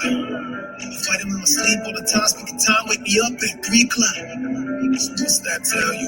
Think it means that I'm going to hell? Do hell no, it means I'm a threat to them. So I suggest that you listen real close to what I tell you. Cause I ain't gonna be here long, but you can always hear a song. On myself, I like Christ did when I practice. He's straight to hold on. Struggle for so long, I don't even know what peace feel like. My dreams died, this is real life. Tears in my eyes, looking at the ceiling like. All right, again, that's Mises. Look, that guy, that song there, man. Look, we all go through stuff, some more than others for sure. But if you ever need someone to talk to, definitely go out there. I know a lot of my brothers and sisters, military members, struggle with PTSD. We lose way too many of them. 22 veterans a day are committing suicide. And, I mean, it's just it's too much. We've got to do better for our veterans. We've got to do better for people that are struggling with stuff like that. And that song right there, man, that hits home because I know myself, even though I don't struggle with depression, man, I've been through some stuff in my life, and some of that stuff is self-inflicted and some of it's through decisions that were beyond my control. But it's still, man, you struggle sometimes. And sometimes music's the way to lift up. And Mises, man, he does an amazing job at that. So definitely check him out. And all right, so we are going to get to our favorite game, which is Way or No Way. Boss, I know you love this game.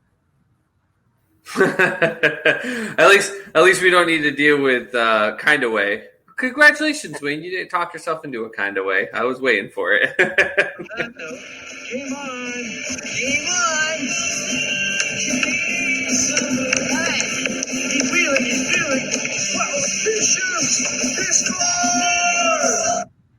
All right, so you guys know how this works. We do our little intro, and then we have a saying, and we give our answer whether we feel that the statement is way or no way. No way. Yes way. Can't wait for that movie, baby. Can't wait for it. Yeah.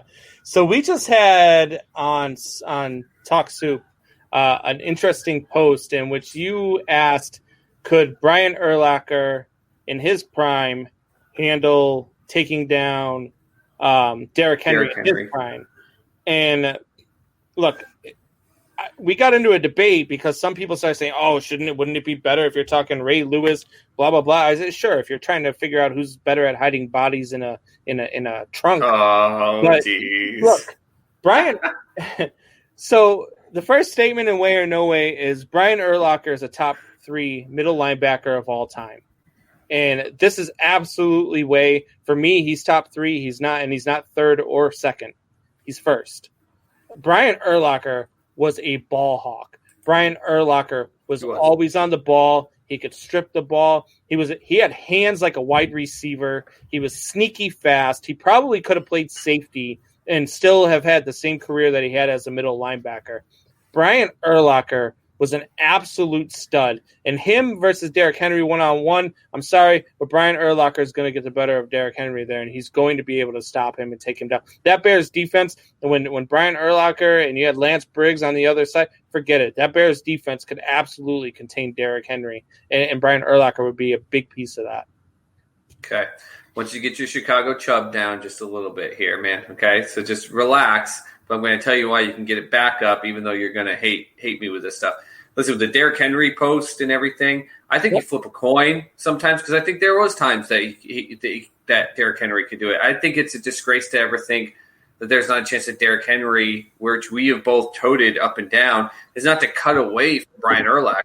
Brian Urlacher was everything that you said he was, 100%, like especially ball hawk. I remember watching so many games and watching as he's bringing a guy down and wouldn't even be facing him the right way. He's still found the ball and he's ripping it as they're coming down full force to the ground.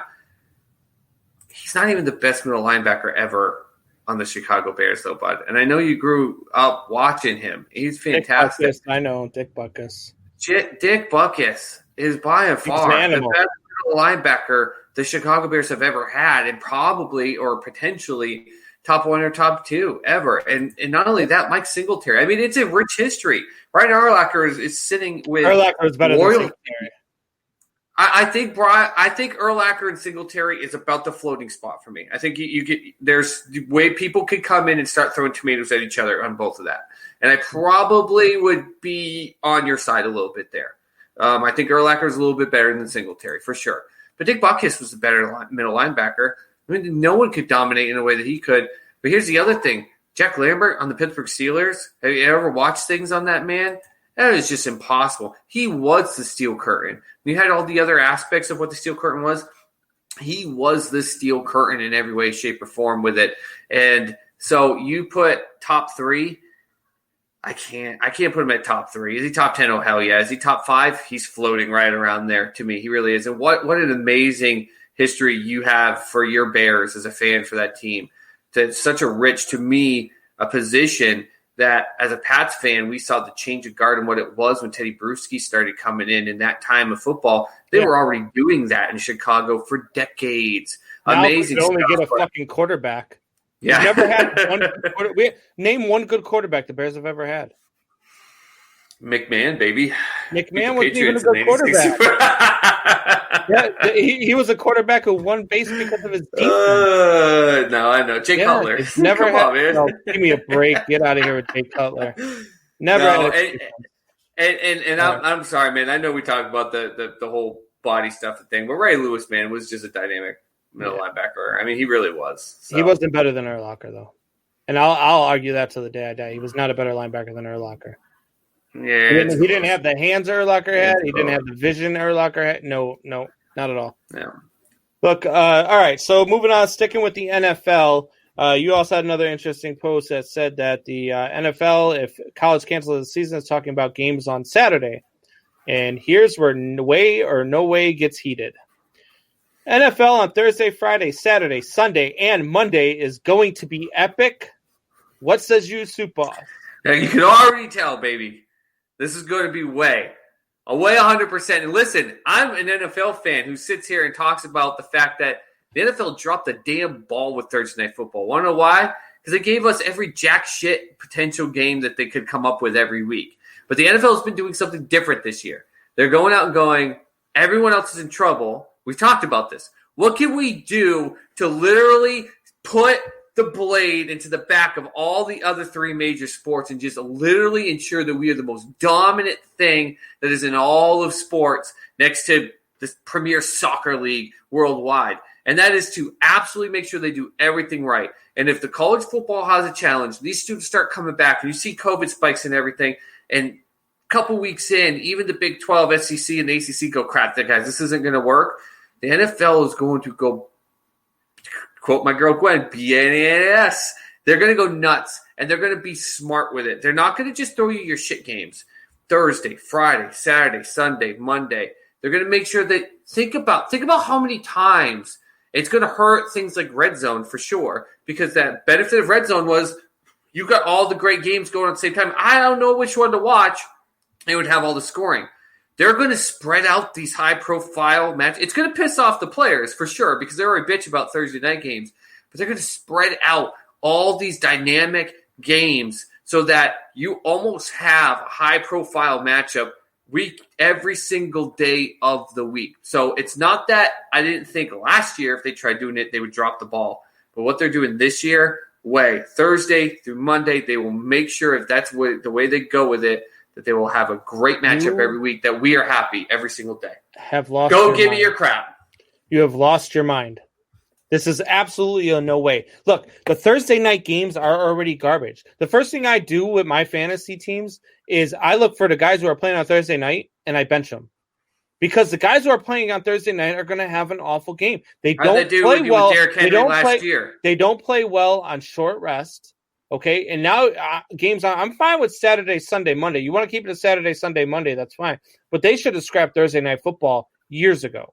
And Thursday night football needs to go. I don't want to see football on Fridays either, just because the competition is watered down. You're giving these guys short rest. You're saying go play out on Saturday or Sunday and then come back. And so the same two teams are going to play every Thursday? You're missing it out. It might not be the same two teams every Thursday, but where you force your handcuff in with Thursday night football alone is that pretty much you have to have a team that guaranteed that has played Sunday, and they wouldn't do Monday, right? Obviously. But no matter what, the team has played Sunday.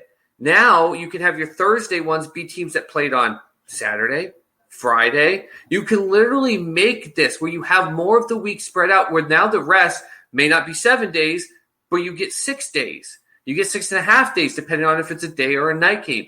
You don't understand, by opening that up, you allow the chance. And this is they literally pay people to just sit here and nerd out and look at all the aspects of all the schedule. All right. They're going to now be able to. It's going to make it better, because instead of it being no matter what, if you play on Thursday, you're screwed. You have 4 days of rest. So now Thursday, you may have 6 days of rest. If you're giving me like Chiefs in Seattle on Thursday, and then the following Friday you're giving me Chiefs and you know, whoever, New Orleans. If you're doing stuff like that, then maybe. But even then, I just it's not. I don't see it working out. I really don't, and I don't think Thursday and Friday night games are going to be good. History has shown us that they're just not that good. The Thursday night games are just not that good. I think because they scheduled garbage. Probably had about 5 really. No, they've had some good matchups on there that just they just don't 10%, score. 10% of the games. Nah, look at that Thursday night with Derrick Henry and the Titans against the Jaguars. That wasn't a good game. It was a good Derrick Henry highlight reel, right? They were playing the freaking Jaguars. Right, that's what I'm saying. That's what I'm saying. It wasn't a good game. I'm telling you, it haven't been good matchups. They made sure they're not good matchups. They did that on purpose because they already got the deal, and they knew that Sunday was the game for everything. Thursday was never meant to be exposed as a big, huge game. It was just to toss in more advertising money. Now, when you spread it out and you can rotate it, where you got teams going 6 days rest or 5 days rest instead of 4 days, that's a huge different ball game. Players are still not going to like it, but you can line that up so much differently. I'm fine with Saturday, Sunday, Monday. I don't want to see Thursday. I've wanted Thursday night football to be, and I love football. I love watching it. I love the game, but the competition has just been so watered down. So I don't think Thursday and Friday nights are going to be good. But you're just old and hate going to work Friday morning tired because you stayed up and watched the game. Nah, they're all crap games because you sit up and you watch the games. And I'm in Central Time this year, not Eastern Time, so I don't mind the games now. I'm starting at like 5 instead of 10. Yeah. All right, so moving on, we got some UFC worked in here, baby. You excited for this? Yeah, damn right. John Bones Jones releases the light heavyweight belt today, and he is presumably going up a weight class and not retiring. So if he goes up a weight class, does John Bones Jones is the greatest light heavyweight to ever step into the octagon? I mean, I saw this and I went over and over and over. I love the sport, but I've told you I'm not one that is deep into the grand shadows, even though Julia Avila is an up-and-coming star. If I catch on someone I like and I get a couple fighters I get behind, I love it. But I went back, and I've watched most of it, though, to go back, and I looked and looked and looked. And I'm telling you, the dynamic of him handing over this belt, I'm hoping it's not a retirement or there's a disagreement with Dana White or something weird, because he kind of just stated, well, got off the phone and I'm going to relinquish them. He didn't say why. I really hope he goes heavyweight, because I couldn't find a heavyweight person. There were a lot that were close, but I went through every list just to make sure my 80% UFC brain wasn't missing someone in the 20%. I couldn't find it. I think John Bones Jones is going to be the greatest light heavyweight fighter, because if he didn't give it up, I don't know if you'd bet against him over the next 3 to 5 matches. And he's already dominated in the last, 7-8 matches. He's insane. He's so good. It's a shame that he can't stay out of trouble, because I agree with you. That's true. That's true. The greatest light heavyweight of all time, but he just can't stay out of trouble. Probably could have been better, and his legacy would have been better. Yeah. A lot of people, when I started talking to people who watch a little bit more UFC than I watch UFC. I love UFC. They put on a great product, and GSP is probably one of my favorite fighters of all time. I love watching that guy fight, and I love Georges St. Pierre. But a lot of people, a couple of the guys throw out, well, what about Anderson Silva? Anderson Silva was a great middleweight, and then when he went to light heavyweight, he didn't really dominate as much as he did as a middleweight. Exactly. So even though he went to light heavyweight, Anderson Silva, Silva's greatest stuff was not in light heavyweight. It just wasn't. How great of a fight would have been Anderson Silva in his prime versus John Bones Jones? That would have been insane. Dude, absolutely. Oh my God. Dude, I remember Anderson Silva didn't lose for 12 years? He was ridiculous. Now if you're just looking at greatest fighters all time, no matter the division or anything like that, Silva is some people put him number 1. There's a lot of people that do, and I wouldn't balk at that aspect. But the question is the greatest light heavyweight, meaning in the time that they were in the light heavyweight, their dominance of it. And John Bones Jones, to me, is better than Silva. John Bones Jones was better than Silva in that division. Yeah, John Bones Jones. I can't say John Bones Jones. It's such a tongue twister for me. I don't get it. Absolutely. By the way, UFC talk, man. DC retiring after. I mean, I don't know if he really will, but he said it was his last match. All right, so we're gonna skip over the next one. We're gonna talk about Alex Smith's leg. I think we're gonna skip that because we've already ran him into the ground. If he ever sees this episode, he might, hire somebody to come after. Which sucks because I like Alex Smith. I love the guy. I like him too. And look, I hope he comes out, and I hope he makes us all wrong. I hope he makes Michael Buckeister right. I hope they freaking come out and win that division and surprise everybody. If they come out and go 16-0, it's not going to make Mike any better because all the rest of the division's going to suck ass still. Right. Alex Smith doesn't make the other 3 teams good. Stupid. So this last one here, we had a little bit of an argument. So you posted another thing on Sports Soup that you're attacking me. You stalking me? If you had one game 7, to win to save your life, and it had a group of 4 pitchers. It had Pedro Martinez, it had Randy Johnson, it had Greg Maddux, and who was Roger Clemens. Roger Clemens. Okay, so to me, right off the bat, Roger Clemens is out. Of the other 3, I think the other 3 are in the discussion. Yep. Greg Maddux is a great pitcher, but I love Greg Maddux. I absolutely love Greg Maddux, and I think he's a top 5 pitcher all time for sure. I did not stick with him because I thought that out of the two between Randy Johnson and Pedro Martinez in their prime, Pedro Martinez was the nastiest pitcher I've ever watched. And you came back at me after I said that and said, "No way, it's Randy Johnson." You're missing some information here, and I'm gonna walk up and down you top to bottom because I knew you were gonna try to set me up with this bullshit. That question right there that I'm reading on my other screen is Randy Johnson in his prime was a better pitcher than Pedro Martinez's prime. It didn't say anything about Game 7 on the line, who you handed the ball to. Completely different aspect. That's what the post is, though. No, it says Game 7 on the line, who you giving. It says nothing about the prime. You just tried to trap me in that crap. And it drives me nuts because I explained clearly at Sports what I meant is that in the aspect of Game 7, ice in your veins coming through. Here's the difference is that we watch Randy Johnson do these things in must-win games. He did in Seattle when it was just getting to the playoffs. He did it in Arizona when it was just to win. He continued to do it until the age of 635 years old. That's unbelievable. Great. And I'm a Sox fan. I'm a Sox fan, and I've got a Pedro Martinez authentic on-field World Series championship jersey. I wore it on my second recording here with you or something like that. On our first live recording, okay? Pedro is fantastic. But Pedro broke down fast, and my Red Sox fans are going to tear me apart. I don't give a shit. In 2003, he started having problems. And in 2004, in Game 7, which was done, they beat the Yankees. They had that game wrapped up. And what do? They bring out Pedro for some reason to be able to get him out there for some redemption. And what happens? He starts giving up hits and runs, and the Yankees fans were all in it. This was in 2004, not 2007, not 2008, and they tried to go to the Phillies and play, and he was garbage. Listen, Pedro Martinez might be in his absolute prime 1999.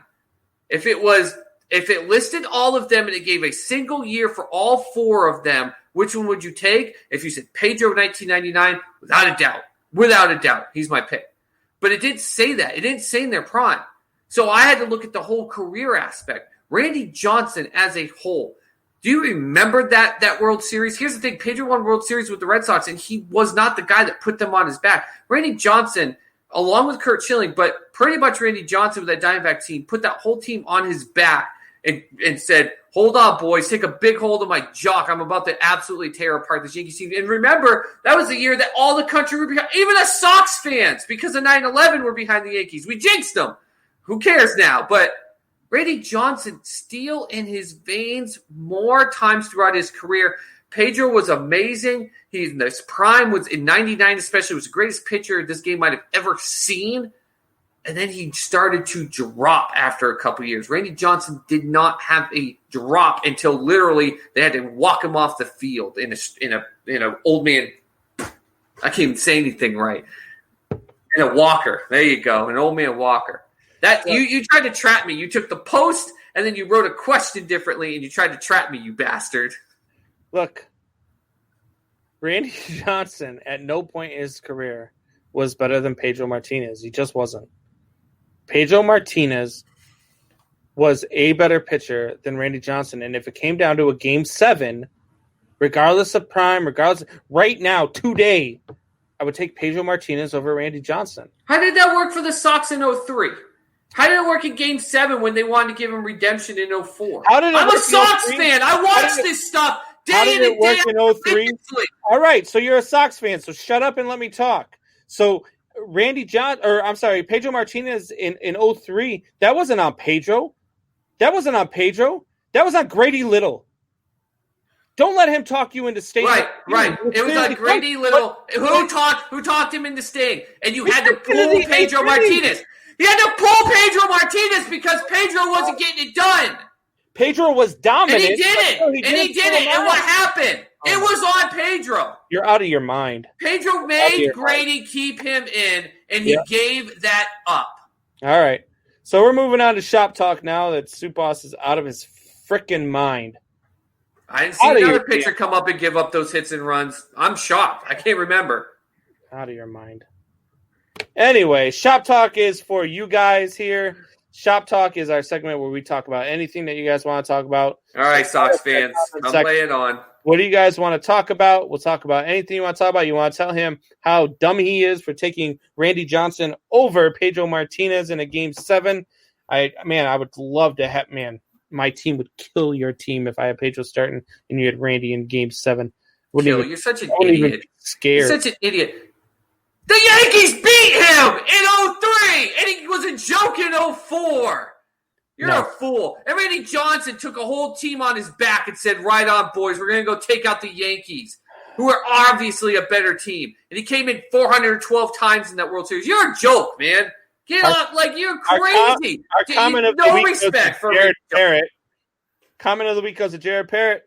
Pedro is better than Randy. It took Jared Parrott watching the Sox give up 800-plus runs every single day for about 15 days before he finally said, I guess this isn't working. So, of course, he's going to go with that. He also commented earlier, I didn't put it up there, but he said, man, did I screw up by winning. What? I screwed up by winning today. Oh, Joshua CV texted me this the other day. All right, let's talk about this. Nope. Joshua CV says, no, it's not just better than Allen Robinson. Joshua CV messages me the other day, PMs me, and says that Kenny Golladay is the best wide receiver in the NFC North. and he made me want to puke because he made me freaking say, no, the Green Bay Packers have the best wide receiver in the division in Devontae Adams. And then not only that, but Allen Robinson is better than Kenny Golladay. And not only is he better than Kenny Golladay, so is the guy on Joshua CV's own favorite freaking team, Adam Thielen. Thielen is better than Kenny Golladay. Yep. You're out of your mind, Joshua. I don't know what it is that you're – I don't know if you're just trying to get me heated. I don't know if you're just trying to spark – I think he is. But there is no way that Kenny Golladay is a better receiver than Allen Robinson. He's not better than Devontae Adams, and he's not better than Adam Thielen. He's the best. I'll give you this. He's the best wide receiver in Detroit. Yeah, I'll give you that. I agree. He's not a bad wide receiver at all. But here's the thing with Joshua CV. For everyone that goes on Sports Soup and joins that page, which I hope you do, Joshua CV is hardcore Skull Nation. Everything is Skull Nation until he finds something that gets under your skin, and then he just loves to go with it. He loves to absolutely go with it. So the fact that he knew that would get under your skin, he won't let it go. He tries to tag me and Sam Darnold and Jets things all the time, and it's just like wants to know if he's referring to the North Division in Canada. Part-time nerd. Man, what's going on, part-time nerd? He says Joshua ain't. Oh my God, Allen Robinson, and you and I are opposed on this, but Allen Robinson and the boy in Green Bay, I flipped them around because remember I had Allen Robinson number 2. Look at what Allen Robinson did, and everyone shits on Mitch Trubisky, and yet he was insane last season. He is the best wide receiver in that division. And you're right, Kenny Golladay is the best of the Lions, but he's got 3 wide receivers he's looking up to.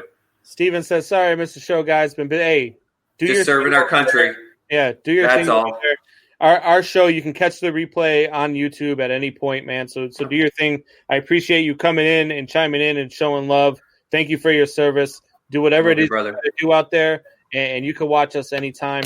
And we need to have a show at some point too. Look at those arms. I want to call him little brother, and I can't. He all of a sudden found the gym over there. Ball out this year. Yeah, he's going to ball out on a freaking 7-9 team.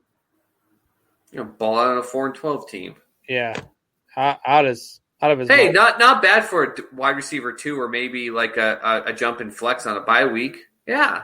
He's a good quarterback. Here's the other thing. Stop calling him Babytron. Babytron. Oh, that's such a disrespect. He's not even close to Megatron. He's just stop. Just because he wears the same jersey and he's a big, tall dude does not mean he's in the same caliber. Some people think that Megatron might have been potentially the best wide receiver since Jerry Rice. And some people try to make the argument that he was better than Jerry Rice, for crying out loud. It is not the same thing. Let's change the subject because Joshua's out of his mind and so is Jared Parrott says, should MLB change the service time rules? I get what he's saying there. So service time being like the Cubs did with God, I'm Chris lost Bryant. here. Chris Bryant. So what No. they do is they call up they leave some guys down to minor leagues because if they have a certain amount of days in major leagues, you get an extra year of control. So if they don't play more than 145 games, then you don't get a full service year. Okay, so you get an extra year of control. Should they change the rules? I don't know. Like, I like the idea of playing it smart. However, I was very angry at the Cubs in 2015 when everybody was talking about they're coming up, they're very young team, and they left Chris Bryant down in the minor leagues for the first 15 days or 17 days or whatever it was. He came up like right towards the end of April, and he just lit it up. And he was lighting it up. I think he had that spring. He had like 11 or 12. I remember that. Yeah, it was ridiculous. And when they left him down there, I was furious. But then one of my buddies says, "Look, if they go out and say they go and they're in the division and they're thick of the division, even without Chris Bryant, and they bring him up, and now you have an extra year of control on the back end of the contract. Yep. It's just smart business, and it is. It's smart business." But I think that you're not. I think that holding a guy back just for that, I think, is wrong. If a guy earns his spot, he needs to be in his spot. I think this is from a player's perspective, I would say yes. From an owner's perspective, I would say no. I think that come this bargaining agreement that they need to sign before the end of 2021, or we're going to have another strike, and we're probably going to lose fans forever. I think that in the next collective bargaining agreement, I think that they absolutely will change that. I think that the players are going to win out a lot more than the owners have over the past negotiations. I think the way that they held their feet to the fire during this COVID thing and didn't want to prorate their already prorated pay showed the way that it's going to lean toward this collective bargaining agreement. So I think the players are going to win out. I think the owners are going to win some too. I think we're going to get a whole lot of different rules. I still don't like the three batter thing. It came up the other night. So you get a guy. It's stupid. It's just stupid. I get the aspect of speeding up the game, but you can speed up other ways. But outside of the whole point, you bring a lefty in to face a lefty, and then to have him face two righties right after is stupid. It's dumb. And that's the beauty of the game. Like that's the whole thing that I'm okay with speeding up the game within the game. There are dozens of other ways of doing it. I'm okay with the pitch clock. You want to speed up the game? You know what? Give me shorter commercial breaks. Bet you won't do that. Well, that's money. Bet you won't do that. Exactly. But that's money. But within the game, you can actually do. You just brought it up. The pitch clock. I come and watch the Oklahoma City Dodgers play. They were one of the teams that implemented it first off as a test before they actually did it with all AAA teams, and it dropped 20 minutes off the game. I think he dropped 20 minutes off of a Major League Baseball game, and they didn't make the three that the pitchers were coming in and doing one batter, rotate out. It dropped 20 minutes on the game. My kids loved it. I think they were more into it. We talked about the younger generation, and they loved it. They didn't feel like they were too long. But here's the thing with that rule, with his question. My only challenge is that to me, it's not as big of an. I get, like you brought up Chris Bryant, and I think locally and really in certain teams you get it, but it's not a national media attention thing like to the aspect of the franchise tag in the NFL, which is just a huge thing. So should they? I'm just with what you said. From the player's perspective, yes, and so I agree with you. They probably will give some, but does it need to be? I don't really think. I don't think it's the end of the world that it's there. Yeah. The franchise tag is something different. Yeah, if it goes, I'm okay with it. If it stays, I'm okay with it. Jared, I want you to PM me and let me know what the rule is for time and service for this season because I haven't seen that yet. I don't know with the shortened 60 game. I mean, you can't if you come up and play 60 games, that can't be a year of service by rule. So did they change it because it's a shorter season? So PM me and let me know that. And I definitely want to have you on soon, Jared, to talk some baseball. So let me know when the next day is that you're available. Probably not Thursday, but Sunday or next week. And we'll get together, have you on, and talk some baseball because you're somebody I definitely want to talk baseball with. Tim Leonard, same thing. Tim, I definitely want to have you on. Tim Leonard has a baseball name. It sounds like he's like a reporter for ESPN. Well, like he's Tim also a professor. He's also always grading papers and stuff like that. But he's got some interesting ideas for baseball, and he thinks that he's a thinker. And so he's had some interesting ideas that he's thrown my way. So I want to have him on. Maybe we can have you guys both on at the same time. We'll just have a big old baseball discussion one day. So I got a great rule. Don't shit on your young stars when they swing 3-0 and hit a grand slam. How about that? All right. So, Soup Boss, you want to tell these guys where they can find us on social media? You know it. Hey, guys, we need you to keep doing it. We've got some more subscriptions on YouTube. That's great. On YouTube, Triple Shot Sports Podcast. You'll see the logo. We fought to getting that up towards the top, which is great. Please like and subscribe. Don't just watch. I appreciate everyone watching, but do us that favor. That's how today's world works. But on Instagram and Twitter, at 3 Shot Sports. The 3 is the number. 3 Shot Sports. We get polls up there, which I'll have polls up there. I'm posting on the off days. I want your comments. Jared, thank you so much on a couple of Twitter posts that he's commented back. We just as much as we want to talk to you guys here, Shop Talk, get on Instagram, get on Twitter, follow us on there, and of course on Facebook, where some of you guys are on the RKF Network page, Sports Network, or on Triple Shot Sports Facebook page. And also Sports Soup is where I'm from. It's why I'm the Soup Boss. Find Sports Soup on Facebook. We now are starting to mingle and migrate a lot of the stuff with TSS as a part of this family. Just makes it that much better. So get on and be a part of all of it. So. Yeah, absolutely. So, guys, thank you guys for joining us tonight. I hope you guys had fun. I hope you loved our NFC predictions. I'm going to go ahead and mute his mic before he says go Cardinals. And that is all the time that we have for now. So we will see you guys on Thursday with our NFL playoff predictions. And we will talk some he's trying to say go Cubs. And we will talk some baseball and some hockey and probably maybe even have a little bit more basketball talk. I'll watch a couple more games. So we'll see you guys later. Thank you for joining us. Hope you enjoyed it. Love you guys. Go Cardinals! Go Cardinals!